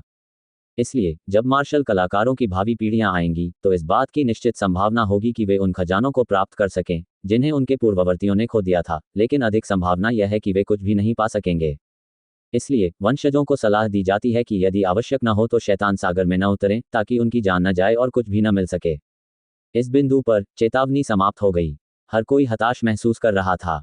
उन्हें उम्मीद नहीं थी कि शैतान सागर पहले से ही ऐसा हो गया है। न केवल अनेक कठिनाइयां थीं, बल्कि खजाने भी दूसरों ने छीन लिए थे। क्या कमीनों का झुंड है, राजेश ने गुस्से में डांटा। उन कमीनों, अगर वे इसे खजाने से नहीं भरते तो कोई बात नहीं, और उन्होंने सारा खजाना भी ले लिया। रितिका ने मजाक उड़ाया, अगर आप किसी को डांटते हैं तो आप खजाने की खोज करने के लिए यहाँ क्यों नहीं आते हैं? ठीक है, चुप रहो। बिमल का मूड खराब था और वह गुस्से से बोला, तुम किस बात पर बहस कर रहे हो? ऐसा नहीं है कि अब कोई उम्मीद नहीं बची है। भाई बिमल सही कह रहे हैं। रोहन ने सिर हिलाया और कहा, शायद वहां केवल कुछ ही मार्शल कौशल बचे हैं। वे स्वर्ग स्क्रायक क्षेत्र, स्वर्ग मूल क्षेत्र और यहां तक कि मूल क्षेत्र के लिए उपयुक्त हैं। हालांकि हम तीनों अभी केवल स्वर्ग मूल क्षेत्र में हैं। एक बार हमें यह मिल जाए तो हम इसका उपयोग कर सकेंगे। अयान ने मन ही मन कहा, इसमें कोई आश्चर्य नहीं कि अब उच्च क्षेत्र के मार्शल कलाकार शैतान सागर की खोज में कम होते जा रहे हैं। अतः इसलिए, हालांकि दोबारा सोचने पर लगा कि इसमें निराश होने वाली कोई बात नहीं थी। साधना तकनीक और युद्ध कौशल उपलब्ध नहीं हो सकते हैं, लेकिन आत्मिक जड़ी बूटियां और स्वर्गीय सामग्रियां और पृथ्वी के खजाने अपने आप ही विकसित हो जाएंगे। यदि उन्हें कुछ उच्च श्रेणी की जड़ी बूटियां मिल जाएं तो ये यात्रा सार्थक होगी। शायद वे रितिका को विषमुक्त करने में सक्षम हो सकें। कोई बात नहीं, वे सभी यहाँ हैं। हमें अंदर जाकर देखना होगा। इस समय 3 घंटे बीत चुके थे और मुकुल अभी भी जमीन पर बैठा हुआ संरचना का अनुमान लगा रहा था। अयान मन ही मन हंस पड़ा। संभवतः दरवाजे पर यह पंक्ति उस वरिष्ठ व्यक्ति द्वारा बनाई गई थी जिसने चेतावनी संदेश छोड़ा था। शुरुआत में तो मुकुल पूरी तरह आश्वस्त था, लेकिन 3 घंटे बाद भी वह समझ नहीं पाया और बेचैन होने लगा। भाई मुकुल, क्या ये पर्याप्त नहीं है? बिमल अब और इंतजार नहीं कर सका और पूछा। मुकुल इतना चिंतित था कि उसका सिर पसीने से लथपथ हो गया था कि वह मन ही मन बुदबुदाता रहा, इसका कोई मतलब नहीं है। मैं सरणी नेत्र को क्यों नहीं तोड़ सकता, जबकि मैंने सरणी नेत्र के स्थान की स्पष्ट गणना कर ली है। बोलते समय मुकुल ने दांत पीसते हुए दूसरा जांच आरेख आगे बढ़ा दिया।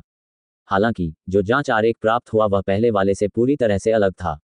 ऐसा हो ही नहीं सकता, ये बिल्कुल असंभव है। मुकुल को ऐसा झटका लगा मानो उस पर बिजली गिर गई हो। ऐसा लग रहा था जैसे मुकुल को बहुत बड़ा झटका लगा हो और उसका पूरा शरीर पागल हो गया हो। अयान ने बिजली सी चमकती आंखों से देखा।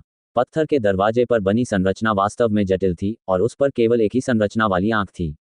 ये जटिल था क्योंकि गठन आंख दौड़ सकती थी। साधारण संरचनाओं की संरचना नेत्र स्थिर थे, लेकिन ये संरचना नेत्र समय के साथ एक निश्चित नियम के अनुसार गति करेगा। यदि मुकुल को एरे नेत्र की गणना करनी होती तो वह न केवल एरे नेत्र की स्थिति की गणना कर सकता था, बल्कि एरे नेत्र की गति के नियम की भी गणना कर सकता था। हालांकि मुकुल ने फॉर्मेशन डायग्राम चिपकाया और वापस आ गया। इसे उस समय केवल गठन नेत्र का स्थान ही माना जा सकता था, इसलिए वह पूरी तरह से असफल हो गया था। ऐसा लगता है कि इस संरचना को तोड़ना कुछ समय में संभव नहीं होगा। भाई बिमल, आइए चरणहीन क्लेश उंगली का अभ्यास करें। यदि हम चरणहित क्लेश उंगली सीख लें तो हम निश्चित समय पर प्रवेश कर सकेंगे, रोहन ने कहा। बिमल ने गहरी सहमति से सिर हिलाया। मुकुल ने गठन की आंखों की गणना जारी रखी। बिमल, रोहन, शेख, जेम्स, रेनू और अन्य लोग एक साथ पालथी मारकर बैठे और क्लेश मुक्ति उंगली का मंत्र प्रसारित किया। रितिका ने अयान के कान में फुसफुसाते हुए कहा, अच्छा भाई, क्या तुम अपनी कष्ट मुक्त उंगली से इस पत्थर के दरवाजे की ओर इशारा कर सकते हो? अयान ने जल्दी से रितिका का मुंह बंद कर दिया और फुसफुसाया, मेरे जीवित पूर्वज, क्या आप ऐसे शब्द सहजता से कह सकते हैं? रितिका ने शरारत से अपनी आंखें झपकाईं और हल्के से अयान की हथेली चाटी। अयान के हाथ में खुजली हुई और वह जल्दी से पीछे हट गया, जिससे रितिका की मुस्कान की फूलों की शाखाएं कांप उठीं। बाकी सभी लोग शैतान सागर में प्रवेश करने के लिए व्याकुल थे, लेकिन इस कोने में अयान और रितिका को इसकी परवाह नहीं थी। वे दोनों बहुत खुले विचारों वाले थे। यदि वे प्रवेश कर सकते तो अवश्य प्रवेश करते। यदि वे प्रवेश नहीं कर सके तो ये भी पर्याप्त सौभाग्य नहीं था। हालांकि अयान ने अनुमान लगाया कि पत्थर का दरवाजा अविनाशी होना चाहिए। चरणहीन क्लेश उंगली, चरणहीन क्लेश उंगली। इस प्रकार की उंगली तकनीक पदार्थ के लिए अत्यंत हानिकारक थी, लेकिन पत्थर के द्वार के बारे में सबसे शक्तिशाली चीज स्वयं पत्थर का द्वार नहीं थी, बल्कि उसके अंदर छिपी संरचना थी। 3 घंटे और बीत गए, लेकिन मुकुल को यह पता नहीं चल सका कि वह नेत्र कहाँ है। वह इतना चिंतित था कि उसने अपने कान और गाल खुजलाने शुरू कर दिए, लगभग नियंत्रण खो बैठा। भाई मुकुल, चिंता मत करो। बिमल ने जल्दी से मुकुल को उठाया और कहा, चलो थोड़ी देर आराम करते हैं। तब बिमल ने अयान से कहा, छोटे ध्रुव, मुझे याद है कि पहली बार जब मैंने तुम्हें देखा था तो तुमने स्वर्गीय रंगीन चंद्रमा संप्रदाय के उस शिष्य को मारने के लिए चरणहीन क्लेश उंगली का इस्तेमाल किया था। अगर मुझे सही से याद है तो आपकी एक उंगली उसके हथियार से टकराई थी, है ना? क्या? जेम्स और रेनू में झगड़ा होने लगा। रेनू ने ठंडे स्वर में कहा, क्या उसने हमारे स्वर्गीय रंगीन चंद्रमा संप्रदाय के एक शिष्य को मार डाला? रेनू के हाथ में युआन क्यूई संघनित हो गया और चिल्लाया, मैं उसे अभी मार डालूंगा। चिंता मत करो, शैतान सागर में प्रवेश करना महत्वपूर्ण है। बिमल ने जल्दी से रेनू को गले लगाया और कहा, छोटे ध्रुव, तुम अपनी चरणहीन कष्ट उंगली का उपयोग पत्थर के दरवाजे की ओर इशारा करने के लिए क्यों नहीं करते? रितिका ने यह विचार सोचा और बिमल ने भी यही सोचा। अयान असहाय था, इसलिए वह केवल एक गहरी सांस ले सकता था और निराकार क्लेश उंगली का मंत्र प्रसारित कर सकता था। जहां तक रोहन, मुकुल और अन्य लोगों का प्रश्न है, वे तुरंत उत्साह से देखने लगे। उन्होंने पहले कभी निराकार क्लेश उंगली का प्रयोग होते नहीं देखा था। ध्यान से देखें, रोहन ने मुकुल से फुसफुसाते हुए कहा, शायद हम इस बच्चे की तरह अपनी कष्ट मुक्त उंगली को उजागर करने के अनुसार कुछ तरीके खोज सकें। सभी ने देखा कि जिस स्थान पर अयान खड़ा था, वहां 10 मीटर लंबी बुद्ध की एक प्रेत प्रतिमा खड़ी थी। बुद्ध अयान के समान ही स्थिति में खड़े थे। जहां तक वहां खड़े बुद्ध का प्रश्न है, वे धार्मिक और दुष्ट दोनों थे। उसके सिर के पीछे कोई बौद्ध प्रकाश नहीं था, बल्कि उसकी जगह भूत ऊर्जा थी। ये बौद्ध धर्म की सहिष्णुता और करुणा, बुराई, कष्ट और बिना कष्ट के यातना का प्रतिनिधित्व करता था। अयान ने अपनी उंगलियां जोड़कर इशारा किया। एक काली उंगली बल चुपचाप पत्थर के दरवाजे में गोली मार दी। इसके तुरंत बाद पत्थर का दरवाजा सड़ने लगा और गिरने लगा। बाद में ये पेन की आवाज थी जो जमीन पर पत्थर के पाउडर के ढेर में बदल गई। सबने अपना मुंह खोल दिया। रोहन और मुकुल की आंखों में अतुलनीय लालच की चमक चमक उठी। मुकुल ने आश्चर्य से कहा, संकट मुक्त फिंगर ने वास्तव में मुझे निराश नहीं किया। हा हा हा, अगर मैं यह उंगली सीख लूं तो दुनिया में मुझे और कौन रोक सकता है। लेकिन फिर वे हंस नहीं सके, क्योंकि भले ही पत्थर का दरवाजा पत्थर के चूर्ण में बदल गया था, फिर भी पत्थर के दरवाजे के मूल स्थान पर प्रकाश का एक अवरोध बना हुआ था। गठन अभी भी वहां मौजूद है। रोहन ने भौहें सिकोड़ते हुए कहा, ऐसा लगता है कि फेसलेस ट्रिब्यूलेशन फिंगर अदृश्य चीजों को नष्ट नहीं कर सकती। मुकुल ने काफी झल्लाहट सहन की और संरचना का अनुमान लगाना जारी रखा। 3 घंटे और बीत गए। सभी लोग करीब 10 घंटे तक यहाँ फंसे रहे। मुकुल अचानक उछल पड़ा और चिल्लाया, मैं अब और बर्दाश्त नहीं कर सकता। मैं बलपूर्वक इस संरचना को तोड़ना चाहता हूँ। ओह, मैं बलपूर्वक इस संरचना को कैसे तोड़ सकता हूँ? बिमल ने जल्दी से पूछा। मुकुल की आंखों में अचानक एक भयंकर चमक चमक उठी। उसके चेहरे पर काली गैस की बूंदें चढ़ने लगीं। काली गैस ने मुकुल को पागल भूत की तरह घेर लिया। मुकुल ने अपनी अद्भुत साधना तकनीक प्रसारित की और गरजते हुए कहा, मैं इस संरचना को बलपूर्वक तोड़ने के लिए आत्मा बलिदान संरचना का उपयोग करना चाहता हूँ। भाई बिमल, मुझे गिरफ्तार करो। आत्मा बलिदान गठन। बिमल तुरंत हंस पड़ा। उसने अपने पास खड़े छोटे मोटे स्कारलेट टाइगर मार्शल आर्टिस्ट को पकड़ा और छोटे मोटे मार्शल आर्टिस्ट को मुकुल की ओर फेंक दिया। मुकुल का दाहिना हाथ कांप उठा जब उसकी उंगलियों के बीच 3-3 इंच की चांदी की सुइयां दिखाई दी। न केवल मुकुल का चेहरा काली गैस से भर गया, बल्कि काली गैस चांदी की सुई के चारों ओर भी लिपट गई। वह हवा में उछला और अपने बाएं हाथ से छोटे कद के मोटे मार्शल कलाकार का सिर पकड़ लिया। इसके तुरंत बाद मुकुल ने 2 चांदी की सुइयां छोटे मोटे मार्शल कलाकार के मंदिरों में चुभो दी और आखिरी चांदी की सुई छोटे मोटे मार्शल कलाकार के सिर में सीधी चुभो दी। छोटे और मोटे मार्शल कलाकार को ऐंठन होने लगी। उसकी आंखें घूम गईं और अकल्पनीय पीड़ा उसे सताने लगी। वह पागलों की तरह रोया और अपने दोनों हाथों से बेरहमी से अपने चेहरे, छाती और बाहों को पकड़ लिया। हैंडलों ने उसे पकड़ लिया और उससे खून टपकने लगा। ऐसा लग रहा था मानो वह चाहता हो कि उसकी मांस और त्वचा की थैली फाड़ दी जाए। दूसरा भाई। स्कारलेट टाइगर की दिशा में एक लंबे चेहरे वाला मार्शल कलाकार जोर से चिल्लाया। वह उस मार्शल कलाकार की ओर दौड़ा जिसके शरीर में चांदी की सुई चुभ गई थी। चांदी की सुई पहने हुए मार्शल कलाकार पागल हो गया था। उसने वास्तव में अपने लंबे चेहरे वाले भाई की ओर एक ही बार में अपने कंधे का आधा मांस काट लिया। दूसरा भाई। लंबे चेहरे वाले मार्शल कलाकार ने छोटे और मोटे मार्शल कलाकार को गले लगा लिया। चाहे वह छोटा और मोटा मार्शल कलाकार उसे कितनी भी पागलपन से काटने को तैयार हो, वह कभी भी जवाबी हमला नहीं करेगा। दूसरे भाई, मैं सुई निकालने में आपकी मदद करता हूँ। लंबे चेहरे वाले मार्शल कलाकार का कंधा बुरी तरह से क्षतिग्रस्त होने की स्थिति तक काट लिया गया था, लेकिन उसने हिम्मत नहीं हारी और सुई को बाहर निकालने के लिए हाथ बढ़ाया। परिणामस्वरूप 3 चांदी की सुइयों को बाहर नहीं निकाला जा सका। लंबे चेहरे वाले मार्शल कलाकार ने अभी चांदी की सुइयों को पकड़ा ही था कि चांदी की सुइयां छोटे और मोटे मार्शल कलाकार के सिर में गहराई तक चली गईं, जिससे छोटा और मोटा मार्शल कलाकार रोने लगा। लंबे चेहरे वाले मार्शल कलाकार ने अपने भाई को गले लगा लिया। उसके चेहरे पर आंसू बह रहे थे।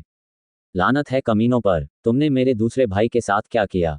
मैं तुमसे लड़ूंगा। लंबे चेहरे वाले मार्शल कलाकार ने छोटे और मोटे मार्शल कलाकार को छोड़ दिया और सब कुछ की परवाह किए बिना बिमल की ओर दौड़ा।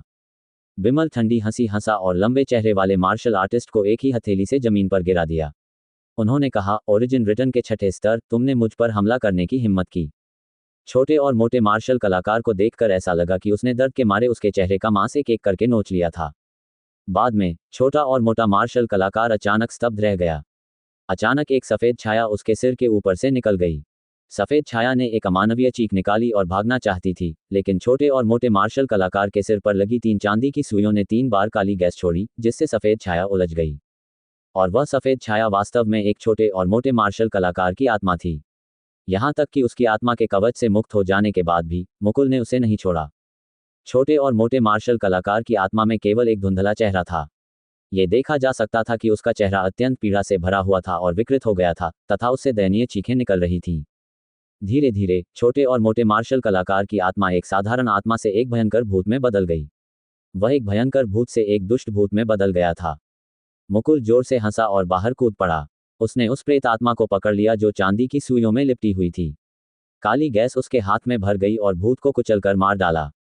उसने भूत को हवा की एक सफेद धारा में कुचल दिया। जेट स्ट्रीम टिकट के ऊपर हवा में यह एक भूतिया चेहरे की रूपरेखा के साथ एक मूर्त संरचना में संघनित हो गया।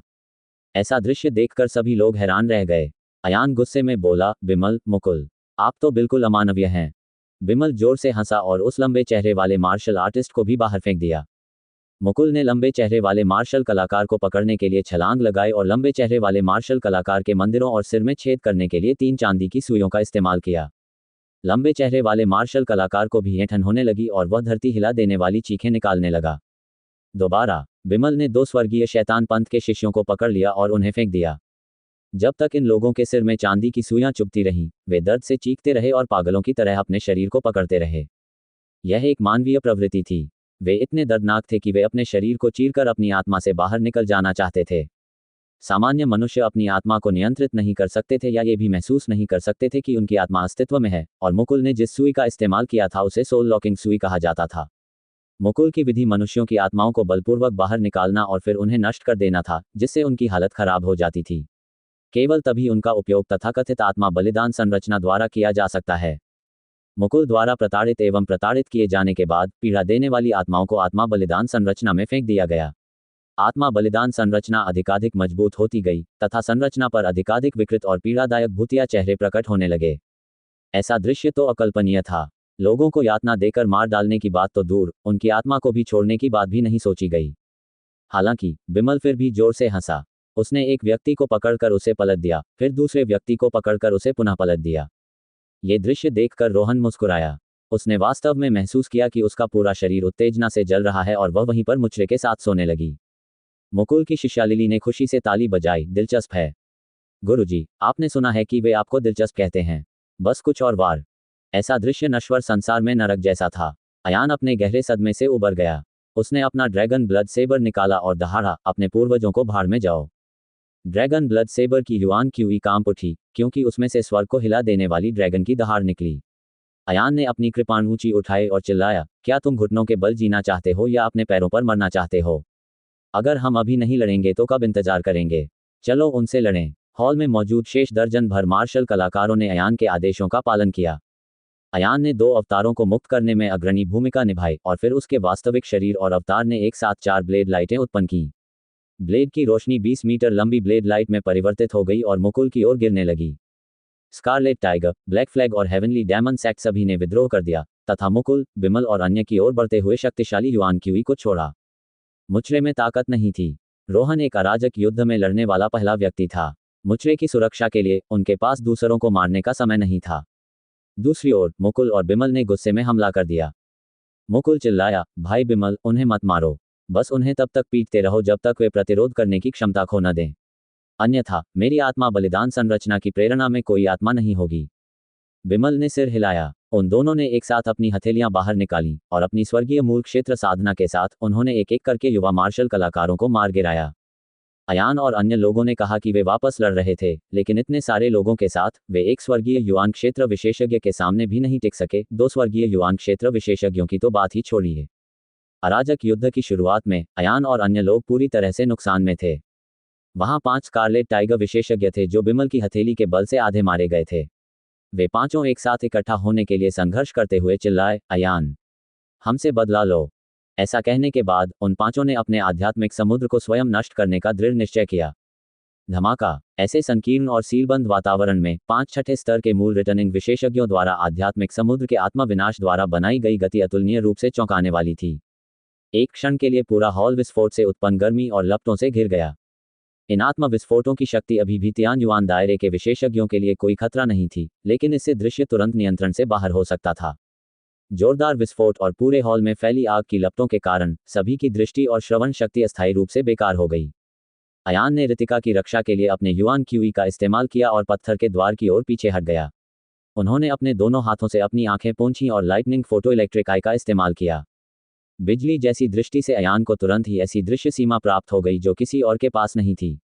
वह पलटा और मौके की उंगली से मुकुल की ओर इशारा किया। उन्होंने उस संरचना का अध्ययन किया जिसे मुकुल ने 10 घंटे से अधिक समय से नहीं तोड़ा था और उसे तोड़ने का एक तरीका बताया। जल्दी से भागो, संरचना टूट गई है। अयान ने युआन क्यूई को अपने गले में डाला और एक तेज आवाज के साथ हॉल में गड़गड़ाहट की गर्जना गूंज उठी। इस समय मार्शल कलाकार के आत्मा विनाश का प्रभाव बाढ़ के द्वार की तरह पीछे हट रहा था। युवा मार्शल कलाकार बहुत खुश थे और वे सभी दरवाजे से बाहर भागे। इस अफरा तफरी के बीच मुकुल ने गुस्से से कहा, साले, मैं पहले तुम्हें मार डालूंगा। ये कहते हुए मुकुल ने अफसोस जताते हुए चीख मारी और अयान की ओर झपटा। उसने अपने दोनों हाथों से युआन क्यू को इकट्ठा किया और अयान को उड़ा देने वाला था। भाई मुकुल, तुम ऐसा नहीं कर सकते। मेरे बेटे को अभी भी गोलियों को परिष्कृत करने के लिए अपनी लेईमाई प्रतिभा पर निर्भर रहना होगा। बिमल को झटका लगा और वह तेजी से मुकुल पर झपटा, जिससे वह हवा में ही दूर जा गिरा। मुझे मत रोको, मैं उसे मारना चाहता हूँ। मुकुल क्रोधित हो गया और उसने बिमल पर अपनी हथेली से प्रहार किया। बिमल और मुकुल ने एक दूसरे को हाथ से मारा और गुस्से से कहा, अगर मैं कहता हूं कि मैं नहीं कर सकता तो मैं नहीं कर सकता। तुम दोनों लड़ना बंद करो। ये कब है? तुम्हें अभी भी आपस में लड़ना होगा। रोहन के हाथों पर मुहरें बन गईं। अचानक जमीन पर दो अजीब पौधे उगाए। दोनों पौधों पर लंबी लंबी लताएं थीं जो लड़ते हुए मुकुल और बिमल के चारों ओर लिपटी हुई थीं। इसके तुरंत बाद पौधों का एक और बड़ा क्षेत्र उगाया, जिसने दरवाजे पर अपनी जान बचाने के लिए भाग रहे सभी युवा मार्शल कलाकारों को उलझा दिया। उस क्षण का फायदा उठाते हुए जब तीन तियान युवान मार्शल कलाकारों ने हमला किया, अयान ने अपनी फूल उंगलियों से चेतन, लिली और मुचरे को अपनी ओर खींच लिया। आह, अच्छा नहीं! बिमल और अन्य दो लोग जोर से चिल्लाए। मुकुल का शरीर कांप उठा और उसके चारों ओर लिपटा हुआ कोड़ा टूट गया। अयान ने चेतन, लिली और मुचरे को एक साथ जमीन पर गिरा दिया। उसने अपनी कृपाण क्षैतिज रूप से उठाए और उन तीनों की गर्दनों पर रख दी। जल्दी से मेरे मुचरे को छोड़ दो। रोहन का चेहरा डर से पीला पड़ गया। उसे डर था कि अयान अचानक मुचरे को मार देगा। उन लानत पौधों को हटा दो, नहीं तो मैं अभी कर दूंगा। अयान ने विशालकाय कृपाण को कुछ अंक नीचे धकेल दिया। चेतन और अन्य लोगों को इतनी दूर धकेल दिया गया कि उनके घुटने जमीन पर चरमराने लगे। आह, मुझे बचाओ, मुझे बचाओ, मैं जान से हाथ नहीं धोना चाहता हूँ। मुचरे में बिल्कुल भी ताकत नहीं थी। इस तरह दबने से वह तुरंत दर्द से चिल्ला उठा। रोहन घबरा गया। उसने जल्दी से सारे पौधे हटा दिए और डरते हुए बोली, अयान, जल्दी मत करो। अगर आपको कुछ कहना है तो ठीक से कहिए। तुम लोग जल्दी करो और चले जाओ। अयान ने रोहन की उपेक्षा की और उसके पीछे खड़े युवा योद्धाओं पर चिल्लाया। अयान ने चेतन और अन्य लोगों को बंधक बना लिया और अपने शरीर से दरवाजा बंद कर दिया। जब बाहर मौजूद युवा मार्शल आर्टिस्टों ने यह दृश्य देखा तो वे सभी हैरान रह गए। उस क्षण उनकी नजरों में अयान का आकार अतुलनीय रूप से भव्य हो गया। अयान, तुम क्या करने जा रहे हो? एक स्कारलेट टाइगर मार्शल कलाकार ने उसका गला खींचा और चिल्लाया, इस डैडी की आंखें नहीं हैं। मैंने पहले भी तुम्हें नुकसान पहुंचाया है, लेकिन ये पिता तुम्हें अकेला नहीं छोड़ेगा। हम साथ साथ चलेंगे। जैसा कि कहा जाता है, विपत्ति सच्ची भावनाओं को दर्शाती है। आत्मा बलिदान संरचना में डाला जाने वाला पहला व्यक्ति स्कारलेट टाइगर था और जीवित रहने के लिए लड़ने वाला पहला व्यक्ति अयान था। हाँ, भाई ध्रुव, राजेश ने भौहें सिकोड़ते हुए कहा, हालांकि मैं अच्छा इंसान नहीं हूं, लेकिन मुझे लोगों पर एहसान करना पसंद नहीं है। क्या तुम हम सबका पिछला हिस्सा अकेले ही काटना चाहते हो? बकवास मत करो, अयान गुस्से से चिल्लाया, अगर मैं तुम्हें जाने दूं तो तुम्हें जल्दी से निकल जाना चाहिए। जल्दी करो और चले जाओ। सभी ने अयान की पीठ की ओर देखा और तुरंत अपने दांत पीसते हुए पीछे मुड़े और शैतान सागर की गहराई की ओर भागे। अयान, ये पिताजी को याद रहेगा। एक दिन मैं इसे तुम्हें लौटा दूंगा। ओरिजिन रिटर्न के 7वें स्तर पर एकमात्र शेष स्कारलेट टाइगर विशेषज्ञ दहाड़ा। उसने अपनी मुठियां भींच लीं और अयान की पीठ पर घुटने के बल बैठ गया, फिर मुड़कर भाग गया। कोई आश्चर्य नहीं कि सीनियर सिस्टर रितिका तुम्हें पसंद करती हैं। मैं ऐसे जोशीले आदमी की प्रशंसा करता हूँ। राजेश ने सिर हिलाया और चला गया। जब सभी युवा मार्शल कलाकार चले गए तो केवल रितिका ही अयान के साथ रह गई। अयान, आवेगशील मत बनो। मेरे बेटे को छोड़ दो। हम अभी भी कुछ चर्चा कर सकते हैं। बिमल ने सावधानी से समझाया। पिताजी, मुझे जल्दी बचाइए। चेतन जमीन पर घुटनों के बल बैठ गया और तब तक रोता रहा जब तक उसकी आंखों से आंसू नहीं निकल आए। लिली इतनी डर गई कि उसके होठ पीले पड़ गए। वह मुकुल को घूरकर कांप उठी। मास्टर, लिली मरना नहीं चाहती। लिली अभी भी मास्टर की सेवा करना चाहती है। जहां तक मुचरे का सवाल है, वह सबसे ज्यादा दुखी थे। वह तो डर के मारे बेहोश हो चुका था। यदि अयान ने अपने युआन क्यूई का उपयोग करके उसे लपेटा न होता तो वह संभवतः जमीन पर पड़ा होता। अयान जोर से हंसा, तुम तीन पुराने राक्षस और ये तीन छोटे राक्षस, तुम लोगों की वह शक्ति और खुशी क्या है जो तुम लोगों ने अभी अभी दूसरों को प्रताड़ित करके मार डाला था? वह कहाँ है? जब तुम लोगों को मार रहे हो तो तुम इतनी खुशी से क्यों हंस रहे हो? जब तुम मारे जाने वाले होते हो तो तुम सभी जंगली कुत्तों की तरह मौत से डर जाते हो। अयान ने गुस्से में कहा, केवल तुम्हारा जीवन है, केवल तुम्हारी गरिमा है। दूसरे लोग तुम्हारे द्वारा रौंदे जाने के लायक हैं। मैं तुम्हारे साथ क्या करूंगा? आप। अयान ने लिली की गर्दन के पीछे की ओर इशारा किया। दर्द के कारण लिली की आंखें घूम गईं और वह चिल्लाई, क्या तुमने तब ताली नहीं बजाई और खुशी नहीं मनाई जब बूढ़े मुकुल ने किसी को मारा था? क्या आप एक दयनीय चीख नहीं सुनना चाहते थे? अब मुझे भी अपनी चीख सुनने दो। जैसे ही वह बोल रही थी, अयान की उंगलियों ने युआन क्यू को संघनित कर दिया। युआन क्यूई तुरंत लिली के शरीर में घुस गया तथा उसकी शिरोबिंदु को बांस की टहनी की तरह नष्ट कर दिया। लिली दर्द से चिल्लाई। चीख उतनी ही तीखी थी जितनी उन युवा योद्धाओं की थी जिन्हें पहले यातनाएं दी गई थीं और मार दिया गया था। लिली, मेरी लिली। मुकुल का बूढ़ा चेहरा पहले से ही हृदयविदारक आंसुओं से भरा हुआ था। क्या आप अच्छा महसूस करते हैं? क्या तुम्हें यह अच्छा लग रहा है? अयान ने उदास चेहरे के साथ लिली के कान में पूछा। लिली को लंबे समय से इस हद तक प्रताड़ित किया जा रहा था कि वह अब इंसानों की तरह चीख भी नहीं सकती थी। और तुम, कमीने। अयान ने बेहोश मुचरे को देखा और गुस्से से कहा, क्या तुम्हें अपने गंदे निचले शरीर का इस्तेमाल दूसरों का शोषण करने के लिए करना पसंद नहीं था? क्या तुम्हें लगता है कि दुनिया में हर कोई रोहन जैसा है जो तुमसे चुदने को तैयार है? मैं तुम्हें ये करने दूंगा, मैं तुम्हें ये करने दूंगा। जैसे ही वह बोल रहा था, अयान ने मुचरे की जांघों के बीच में लात मार दी। मुचरे के निचले शरीर की तो बात ही छोड़िए, यहाँ तक कि अयान की लात से उनका पूरा श्रोणि क्षेत्र भी टूट गया। मुचरे को अचानक कोमा से बाहर निकाल दिया गया। उसने अपने निचले शरीर को दोनों हाथों से ढक लिया और दर्द इतना तीव्र था कि उसकी चीखें लिली की चीखों से भी अधिक दयनीय थीं। आह बेटा, मैं तुझे जिंदा ही छील दूंगा। रोहन के लंबे बाल गुस्से से लहरा रहे थे और वह पागलपन की कगार पर लग रहा था। और आप? अयान ने चेतन की ओर देखा। चेतन ने व्यक्तिगत रूप से देखा कि अयान लिली और मुचरे के साथ कैसा व्यवहार करता है। जब उसकी नज़र अयान से मिली तो वह एकदम से डर गया। उन्होंने कटुतापूर्वक विनती की, मैं गलत था, मैं सचमुच गलत था। अयान, कृपया मुझे छोड़ दो। बकवास। अयान दहाड़ा, क्या तुम्हें लोगों को खाना पसंद नहीं है? क्या आपको दूसरे लोगों की ऊर्जा एक ही बार में निगलना पसंद नहीं है? जब दूसरे लोग तुमसे भीख मांगते हैं तो तुम्हारा कमीना पिता कभी नर्म दिल कैसे हो सकता है? और तुमने कब खुशी से खाना नहीं खाया? मैं तुम्हें खाने दूंगा। अयान का बायां हाथ सीधे चेतन के मुंह पर जा लगा। इस मौके से चेतन के दांत टुकड़े टुकड़े हो गए। अयान ने चेतन की जीभ पकड़ी और अपने बाएं हाथ से उसकी पूरी जीभ बाहर खींच ली। बेटा। बिमल निराशा में जमीन पर घुटनों के बल बैठ गया और चिल्लाने लगा। उसने अपने दोनों हाथों से उसके बालों को जोर से पकड़ लिया। उसे अपने बेटे पर दया और दुख महसूस हुआ, जिससे वह समझ नहीं पाया कि क्या करे। हा हा हा हा। अयान जोर से हंसा। अच्छा, वास्तव में अच्छा। तुम तीनों बूढ़े कमीने, तुम भी जानते हो कि तुम कितने दुखी और दुखी हो। आज मैं तुम्हें इसका स्वाद चखाऊंगा। मैं स्वयं अपने शरीर का वध होने की भावना को उसी स्थान पर देखूंगा। अयान, तुम्हारी हिम्मत है।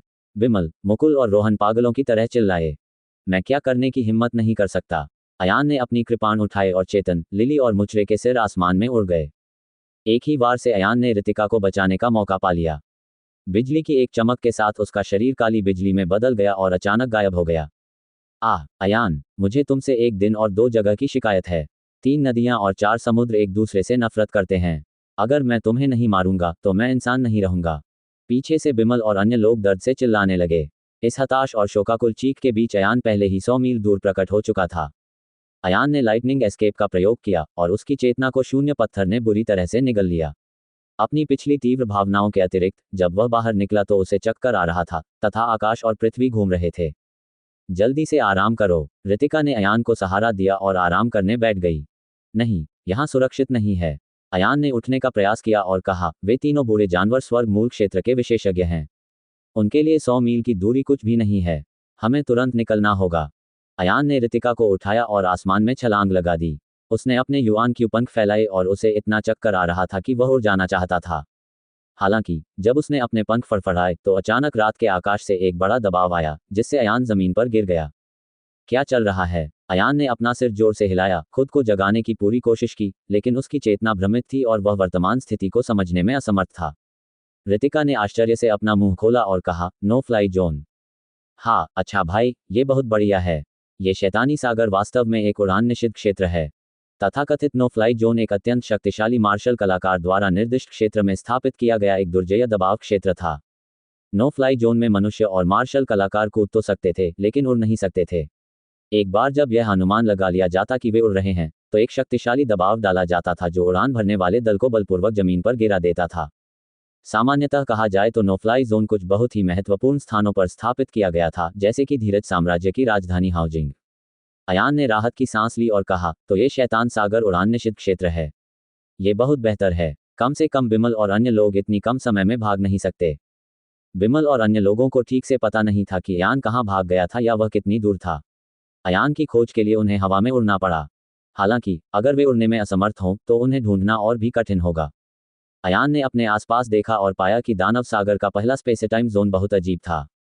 यहाँ की जमीन दर्पण की तरह चिकनी थी। दूसरे शब्दों में कहें तो ये दर्पण से भिन्न नहीं दिखता था। ये वास्तव में किसी व्यक्ति की छाया को प्रतिबिंबित कर सकता है। बर्फ। रितिका भी उत्सुक थी। उसने जमीन पर हाथ से दस्तक दी और खटपट की आवाज निकाली। उसने भौहें सिकोड़ते हुए कहा, यह बर्फ नहीं है। तो फिर यह क्या है? यहाँ ऐसी विचित्र भूमि क्यों है? और देखो। रितिका ने दूरी की ओर इशारा करते हुए कहा, जमीन पर अजीब चीजों के अलावा कुछ अजीब पौधे भी हैं। जब अयान ने यह सुना तो उसने जमीन पर एक अजीब मशरूम खड़ा देखा। प्रत्येक मशरूम लगभग 10 मीटर ऊंचा था तथा मुकुट का व्यास वास्तव में 10 मीटर था। पहली नजर में यह एक खुले तेल कागज के छाते जैसा लग रहा था। उन दोनों के सबसे नजदीक स्थित मशरूम 100 मीटर से भी कम दूरी पर था। चलो चलकर देखें। उन दोनों ने एक दूसरे को मशरूम लेने में मदद की। अयान ने मशरूम के तने को अपने हाथ से छुआ और पाया कि उसकी हथेली दर्पण की तरह चिकनी थी। क्या चल रहा है? अयान को बहुत आश्चर्य हुआ। इस दानव सागर का पहला स्पेस-टाइम क्षेत्र सचमुच अकल्पनीय था। इस समय आकाश उजला था। सूर्य की रोशनी ने अंधकार को चीर दिया और उस पर झपट पड़ी। संयोग से वे दोनों मशरूम की छाया में खड़े थे, उन पर सूर्य की रोशनी नहीं पड़ रही थी। लेकिन इस समय अयान का दिल कांप उठा और वह चिल्लाया, इस धूप में कुछ गड़बड़ है। बाहर मत जाओ, रितिका की ने कहा, सूर्य के प्रकाश से क्या खतरा है? हम बाहर क्यों नहीं जा सकते? अयान के चेहरे पर गंभीरता थी और उसने कहा, आपने अपनी साधना का क्षेत्र खो दिया है और आप इसे महसूस करने में असमर्थ हैं। हालांकि मुझे लगता है कि सूरज की रोशनी ने मुझे बहुत खतरनाक संकेत दिया है। ये कहते हुए अयान ने अपने भंडारण रिंग से एक बुना हुआ हिरण का पैर निकाला और उसे बाहर फेंक दिया। जैसे ही हिरण का पैर मशरूम की छाया से बाहर फेंका गया, वह तुरंत सूर्य के प्रकाश के संपर्क में आ गया। इस समय हिरण का पैर वास्तव में सूर्य के प्रकाश से जल गया था। अयान और रितिका ने एक दूसरे की ओर देखा और एक दूसरे की आंखों में आश्चर्य देखा। अयान ने स्प्रेड जड़ी बूटियों से भरा एक खाली लकड़ी का बक्सा निकाला और उसे भी बाहर फेंक दिया। जब लकड़ी का बक्सा सूर्य के प्रकाश के संपर्क में आया तो प्रकाश उसमें घुस गया और तुरंत राख में बदल गया। हे भगवान, यह क्या बकवास है? अयान ने अपना सिर हिलाया। इस समय तक उनकी चेतना 70 से 80% तक ठीक हो चुकी थी। पुनः प्रयास करें। आइए देखें कि क्या हम युआन क्यूई के साथ अपनी सुरक्षा कर सकते हैं। अयान ने अपना हाथ हिलाया और युआन क्यूई की एक धारा छोड़ी। हालांकि युआन क्यूई वास्तव में सूर्य की रोशनी से छेदित हो गया था। इसमें कोई आश्चर्य नहीं कि यहाँ की जमीन दर्पण की तरह चिकनी है। रितिका ने कहा, यहाँ सूर्य की रोशनी में बहुत भयानक शक्ति है। यहाँ की जमीन समतल हो गई है। अयान ने सिर हिलाया, लगता है हम दिन में बाहर नहीं जा सकते। यह अज्ञात था कि गहन दाव के किस प्राचीन विशेषज्ञ ने इस स्थान को इतना भयानक बना दिया था। बेशक ये भी बहुत संभव है कि अतीत में और बाद में गहन दाव के कई विशेषज्ञ रहे हों। उन्होंने यहाँ जो खतरनाक स्थिति पैदा की थी, उसी ने मिलकर वर्तमान स्थिति पैदा की है। अयान ने ऊपर देखा तो पाया कि उसके सिर के ऊपर स्थित विशाल मशरूम को सूर्य की रोशनी से कोई नुकसान नहीं पहुंचा था। उसके हृदय पर रखा पत्थर जमीन पर आ गिरा। कम से कम यहाँ छिपना सुरक्षित तो होगा। कुछ मिनट पहले दूरी पर एक विशाल मशरूम के नीचे पहले से ही 7 या 8 लोग छिपे हुए थे। राजेश बाहर खड़े लोगों पर चिल्ला रहा था, जल्दी आओ, जल्दी आओ, जल्दी आओ, अंदर आओ। दूर से एक मार्शल कलाकार दौड़ता हुआ आ रहा था। इस समय सूर्य प्रकट हुआ और वह प्रकाश तुरंत पृथ्वी पर फैल गया तथा उस मार्शल कलाकार को भी अपने घेरे में ले लिया जो दौड़ रहा था। जैसे ही मार्शल आर्टिस्ट सूर्य की रोशनी के संपर्क में आया, वह तुरंत ही जमीन पर गिर पड़ा और एक दयनीय चीख निकाली। उसकी दयनीय चीख 3 सेकंड से भी कम समय तक चली और उसका पूरा शरीर सूर्य की रोशनी से राख में बदल गया। राजेश और अन्य लोगों के चेहरे पर भय के भाव थे। सौभाग्य से मैं पहले से तैयार था, अन्यथा हम सब खत्म हो जाते। राजेश चिल्लाया। उसने चारों ओर देखा तो कुछ ही दूरी पर मशरूम के नीचे बड़ी संख्या में जंगली जानवर छिपे हुए थे। भोर होने से पहले ही वे जानवर मशरूम के नीचे छिप गए, जिसने राजेश का ध्यान आकर्षित किया। दूसरी ओर प्रथम स्पेस-टाइम जोन का प्रवेश द्वार अधिक दूर नहीं था। बिमल, मुकुल, रोहन, शेख, जेम्स और रेनू भी मशरूम के नीचे छिपे हुए थे। जूनियर बहन, आप कैसी हैं? जेम्स ने उत्सुकता से रेनू को पकड़ लिया। रेनू का पूरा बायां हाथ पहले ही धूप से जल चुका था। उसने अपने टूटे हाथ को ठंडे पसीने से ढक लिया। मुकुल और अन्य लोगों के चेहरे पानी की तरह भारी थे। उन्होंने अपने पुत्रों, जीवन साथियों और शिष्यों को खो दिया था। इस समय उनके दिल में एक ही विचार था और वह था अयान को मारना। वरिष्ठ मुकुल, मेरी छोटी बहन को जल्दी से बचाओ, जेम्स ने विनती की। मुकुल ने रेनू के टूटे हाथ पर दवा लगाई और कहा, अगर टूटा हाथ अभी भी है तो मैं अभी उसे ले जा सकता हूँ। लेकिन उसकी बांह धूप से जल गई है और वह अब अकेले नहीं रह सकती। ये सुनकर रेनू के दिल को ठंडक पहुंची। दर्द बढ़ने के कारण वह वहीं बेहोश हो गया। लानत है, ध्रुव नाम के उस छोटे कमीने को एक और दिन जीने दो। बिमल ने दांत पीसकर जमीन पर मुक्का मारा। इस मुक्के ने दर्पण जैसी जमीन को चकनाचूर कर दिया। असंख्य छोटे छोटे टूटे हुए क्रिस्टल उछलकर मशरूम की छाया से बाहर उड़ गए। अच्छा नहीं है, ध्यान से। रोहन ने अपने हाथ हिलाए और एक चाबुक की सहायता से सभी को लपेट लिया और तेजी से मशरूम के दूसरे सिरे की ओर चक्कर लगाने लगा। जहां तक मशरूम से निकले क्रिस्टल के टुकड़ों की बात है तो उन्होंने सूर्य की रोशनी को अपवर्तित कर दिया और प्रकाश की कई किरणें उनकी ओर फेंकी जो लगभग बिमल को लग गईं। रोहन, मेरी मदद करने के लिए धन्यवाद। मैं इतना क्रोधित था कि मेरा दिमाग खराब हो गया। बिमल को यह भी डर था कि इससे लगभग आपदा आ जाएगी। अच्छा भाई, देखो आकाश में क्या उड़ रहा है। रितिका ने दूर आसमान की ओर इशारा किया और आश्चर्य से चिल्ला उठी। अयान ने उस दिशा में देखा और धूप भरे आकाश में एक छोटा सा काला बिंदु अपने पंख फड़फड़ाता हुआ देखा। वह उत्सुकता से पूछे बिना नहीं रह सके, क्या यह उड़ान निषिद्ध क्षेत्र नहीं है? आकाश में छोटे जानवर क्यों हैं?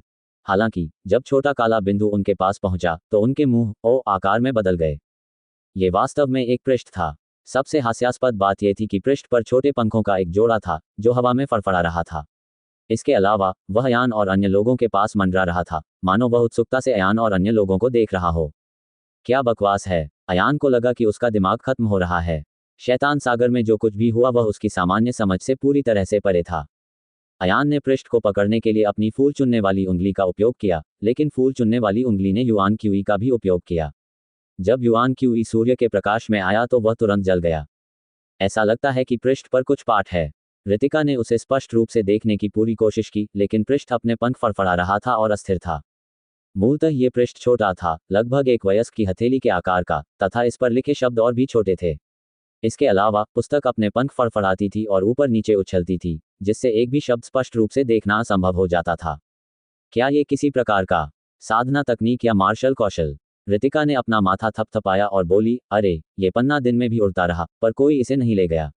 ऐसा इसलिए होगा क्योंकि यह केवल दिन के समय ही निकलता है। ये सही है। अयान ने सिर हिलाया। दिन में मशरूम के नीचे से कोई भी बाहर जाने की हिम्मत नहीं करता। स्वाभाविक रूप से वे पृष्ठों को पकड़ नहीं पाएंगे। यदि यह सचमुच किसी विशेष मार्शल तकनीक का एक पृष्ठ है तो यह सचमुच एक अमूल्य खजाना है। मुझे इसे प्राप्त करने का कोई रास्ता खोजना होगा। रितिका ने गुस्से से अपने गाल फुलाते हुए कहा, धूप लोगों को मार सकती है और किताब के पन्ने धूप में उड़ते हैं। इसे पकड़ना बिल्कुल असंभव है। जो लोग इस तरह की धूप बनाते हैं वे मानसिक रूप से बीमार होंगे। हालांकि अयान ऐसा नहीं सोचता था। उन्होंने अपना सिर हिलाते हुए कहा, पहला व्यक्ति सूर्य की रोशनी पाने वाला होना चाहिए ताकि पृष्ठों को कैप्चर करने की कठिनाई बढ़ सके। प्रारंभिक सूर्य प्रकाश निश्चित रूप से उतना शक्तिशाली नहीं था। संभवतः ये रहस्यमयी दाव में प्रवेश करने वाले विशेषज्ञों का ही अनुभव था कि सूर्य का प्रकाश पर्याप्त रूप से तीव्र नहीं था, इसलिए उन्होंने पुनः उस पर अपने हाथ पैर चलाए। परिणामस्वरूप सूर्य का प्रकाश अधिक से अधिक तीव्र होता गया और अंततः यह इस प्रकार हो गया। केवल इस तरह के कारण को ही स्पष्ट रूप से समझाया जा सकता है। रितिका ने विचारमग्न होकर कहा, लेकिन इस धूप की तुलना में आप किस प्रकार की सूर्य दिव्य कला का विकास कर रहे हैं? क्या यह संभव है कि आप सूर्य देव तकनीक पर भरोसा करके बाहर जाकर पुस्तक के पृष्ठ निकाल सकें? अरे नहीं नहीं, ये बहुत जोखिम भरा है। अगर मैं असफल हो गया तो ये खतरनाक होगा। अयान ने पृष्ठ को देखा और मन ही मन इसके बारे में सोचा। कोई बात नहीं, चलो एक बार कोशिश करके देखते हैं। अयान ने पृष्ठ की ओर इशारा करते हुए कहा, देखिए, ऐसा लगता है कि यह चीज जा रही है। यदि हम जल्दी नहीं करेंगे तो बहुत देर हो जाएगी। रितिका बोली, तो सावधान रहो, तुम्हें बहादुर नहीं होना चाहिए। चिंता मत करो, मैं बेवकूफ नहीं हूं। अयान ने एक गहरी सांस ली और अपने हृदय में सूर्य देव तकनीक का मंत्र प्रसारित किया। वह चिल्लाया, सूरज को बुझाओ। धमाका। सूर्य की तेज किरणें नीचे आईं और अयान को घेर लिया। फिर अयान ने एक खाली लकड़ी का बक्सा निकाला और सूर्य की शक्ति को उस बक्से पर केंद्रित कर दिया। फिर वह छाया के किनारे तक गया और अपना हाथ बढ़ाकर लकड़ी का बक्सा पकड़ लिया। जैसे ही लकड़ी का बक्सा बाहर की धूप के संपर्क में आता तो वह खिलखिलाकर हंसने लगता। हालांकि लकड़ी का बक्सा क्षतिग्रस्त नहीं हुआ। इसके बजाय सूर्य की शक्ति और सूर्य का प्रकाश पिघल रहे थे और एक दूसरे का विरोध कर रहे थे। वास्तव में ये कारगर है। अयान बहुत खुश हुआ और बोला, एक ही गुण वाली दो शक्तियां एक दूसरे के खिलाफ लड़ रही हैं। ये बहुत बढ़िया है। मैं उस पृष्ठ को नीचे खींचूंगा और देखूंगा। जैसे ही अयान छाया से बाहर निकला, उसके शरीर को ढकने वाली सूर्य की शक्ति चहकने लगी। उसी समय अयान को लगा कि उसकी युआन क्यूई तेजी से खपत हो गई है। ये गति सामान्य परिस्थितियों से 5 गुना अधिक थी। मेरी सूर्य शमन अवस्था 10 मिनट तक सीमित है। मेरी सौर ऊर्जा पर सूर्य के प्रकाश की कमी के कारण अवधि सीमा 2 मिनट तक सिमट गई है। रितिका, एक क्षण रुको, मैं अभी वापस आऊंगा। जैसे ही वह बोल रहा था, अयान हवा में उछला और उसने पृष्ठ को पकड़ने के लिए हाथ बढ़ाया। किसने सोचा होगा कि पृष्ठ पर वास्तव में एक अतुलनीय आध्यात्मिक अग्नि होगी जिसने जेड आकार बनाया और अयान की पकड़ से बच निकली। अयान अपने युआन क्यूई पंखों के साथ उड़ने की हिम्मत नहीं कर सका, इसलिए वह केवल उतरने के बाद ही दोबारा कूद सका। इस बार वह मशरूम टॉप पाइप पर कूद गया और फिर पृष्ठ की ओर कूद गया। पेज ने अपने पंख फड़फड़ाए और अयान को पकड़वाने से बच निकला। जब अयान उतरा तो वह अहंकारपूर्वक अयान के चारों ओर उड़ने लगा। आसमान में इस चीज की चपलता वास्तव में किसी छोटे पक्षी से कम नहीं है। अयान को सिरदर्द महसूस हुआ। वह पेज बहुत तेज था। सूर्य की शक्ति से अयान ने एक लंबे कोड़े का रूप ले लिया और उसे पृष्ठ को लपेटने के लिए बाहर फेंक दिया। अंत में यह उसके अपने हाथों की तरह फुर्तीला नहीं था और इसे पृष्ठ से छिपाना बेहद आसान था। इस क्षण पृष्ठ ने अपने पंख फड़फड़ाए और दूर तक उड़ने लगा। मैं कहाँ भाग सकता हूँ? अयान ने मशरूम पर टैप किया और उसके पीछे कूद पड़ा। रितिका ने गुस्से से पैर पटकते हुए कहा, बदबूदार लकड़ी, क्या तुम मुझे अकेला छोड़ दोगे? ओह, मुझे खेद है, मुझे खेद है। अयान अजीब तरह से पीछे भागा और रितिका को गले लगा लिया। कसकर पकड़ो, चलो साथ में भागते हैं। तपती धूप की चादर तले वे दोनों अपनी अस्थायी सुरक्षा बनाए रख सके। अयान रितिका को ले आया और प्रत्येक मशरूम के मुकुट पर ऊपर नीचे कूदने लगा तथा किताब के पन्नों को पकड़ने की कोशिश करने लगा। पूरे 2 मिनट के बाद अयान की युआन क्यूई पूरी तरह से समाप्त होने वाली थी। वह पहले नीचे उतरकर एक मशरूम की छाया में छिप सकता था। वैसे जब आप ओल्ड मॉन्स्टर मुकुल के मनों में थे तो क्या आप अपने सार को स्वर्गीय बिजली के साथ भरने में सक्षम नहीं थे? रितिका ने कहा। मैं कोशिश करूंगा। अयान पालथी मारकर बैठ गया और बिजली के 9 रूपांतरणों का चक्र चलाने लगा। हालांकि अंत में उन्होंने थंडर फॉर्मूला के 9 परिवर्तनों को प्रसारित करना शुरू कर दिया और अंत तक प्रसारित करना जारी रखा। एक महान चक्र बिना किसी तथाकथित स्वर्गीय बिजली के चमकने के बीत गया। यह अजीब है और मैं इसे कभी नहीं समझ पाया। अयान ने भौहें सिकोड़ते हुए कहा, यदि 9 वज्र परिवर्तनों का अधूरा मंत्र स्वर्गीय वज्र को सक्रिय कर सकता है, फिर जब भी मैं थंडर के 9 रूपांतरणों का संचलन करता हूं, तो इसे तब अधूरा माना जाता है जब मैं इसका 5वां भाग संचलन करता हूं। जब मैं 1/3 तक परिचालित होता हूं, तो इसे अपूर्ण माना जाता है, लेकिन मैं एक बार स्वर्गीय थंडर को सक्रिय करने में असमर्थ हूं। गड़गड़ाहट के 9 परिवर्तन क्या हैं? रितिका ने उत्सुकता से पूछा। अयान ने कहा, ये लाइटनिंग मेरिडियन इनेट द्वारा उपयोग की जाने वाली तकनीक है। रितिका ने एक क्षण सोचा और बोली, आपने उनके लिए जो मंत्र लिखा था उसका वास्तव में क्या मतलब है? मुझे बताओ और मैं इस बारे में सोचने में तुम्हारी मदद करूंगा। अयान ने समझाया। कुछ देर सोचने के बाद रितिका ने अपनी जांघ थपथपाए और बोली, मुझे पता है। स्वर्गीय गड़गड़ाहट आपके 9 गड़गड़ाहट परिवर्तनों से शुरू नहीं हुई थी। चरणहीन क्लेश उंगली अपने आप में एक प्रकार का क्लेश है। 9 परिवर्तन बिजली झटका फॉर्मूला का सामना करने के बाद यह एक तरह की क्लेश बिजली में बदल गया जो विरोधाभासी और प्रशंसनीय है। ये सही है। मुझे यह उम्मीद क्यों नहीं थी कि तुम अब भी होशियार होगे? अयान हंसा। ये सही है। मैं यह नहीं देखना चाहता कि मैं कौन हूं। रितिका ने गर्व से अपना सिर उठाया। तो ये 2 मंत्र मुझसे गलती से एक साथ मिल गए। इसके बजाय उन्होंने स्वर्गीय बिजली उत्पन्न की। अयान को बहुत भाग्यशाली महसूस हुआ। इस प्रकार उन्होंने चरणहीन क्लेश उंगली और थंडर के 9 परिवर्तनों के गलत मंत्र के अनुसार प्रसारित करना शुरू कर दिया। इसके तुरंत बाद ऊपर मशरूम पाइप की छाया में कुछ काले बादल छा गए। ये काले बादल बिजली की चमक के साथ चमक उठे और बाद में अयान की ओर गरज के साथ बारिश होने लगी। अयान ने स्वर्गीय बिजली के प्रभाव को सहन किया और उसके शरीर में युआन क्यूई बढ़ने लगी। यह उस गति से कहीं अधिक तेज था जिस गति से उन्होंने स्वर्ग और पृथ्वी से आध्यात्मिक ऊर्जा अवशोषित की थी। वह पहले से ही उस गति के 5वें हिस्से के करीब था जिस पर उसने प्राथमिक आत्मा पत्थरों को अवशोषित किया था। यद्यपि यह अभी भी आत्मिक पत्थरों को अवशोषित करने के बराबर नहीं था, फिर भी स्वर्गीय बिजली को अवशोषित करना भस्म नहीं था।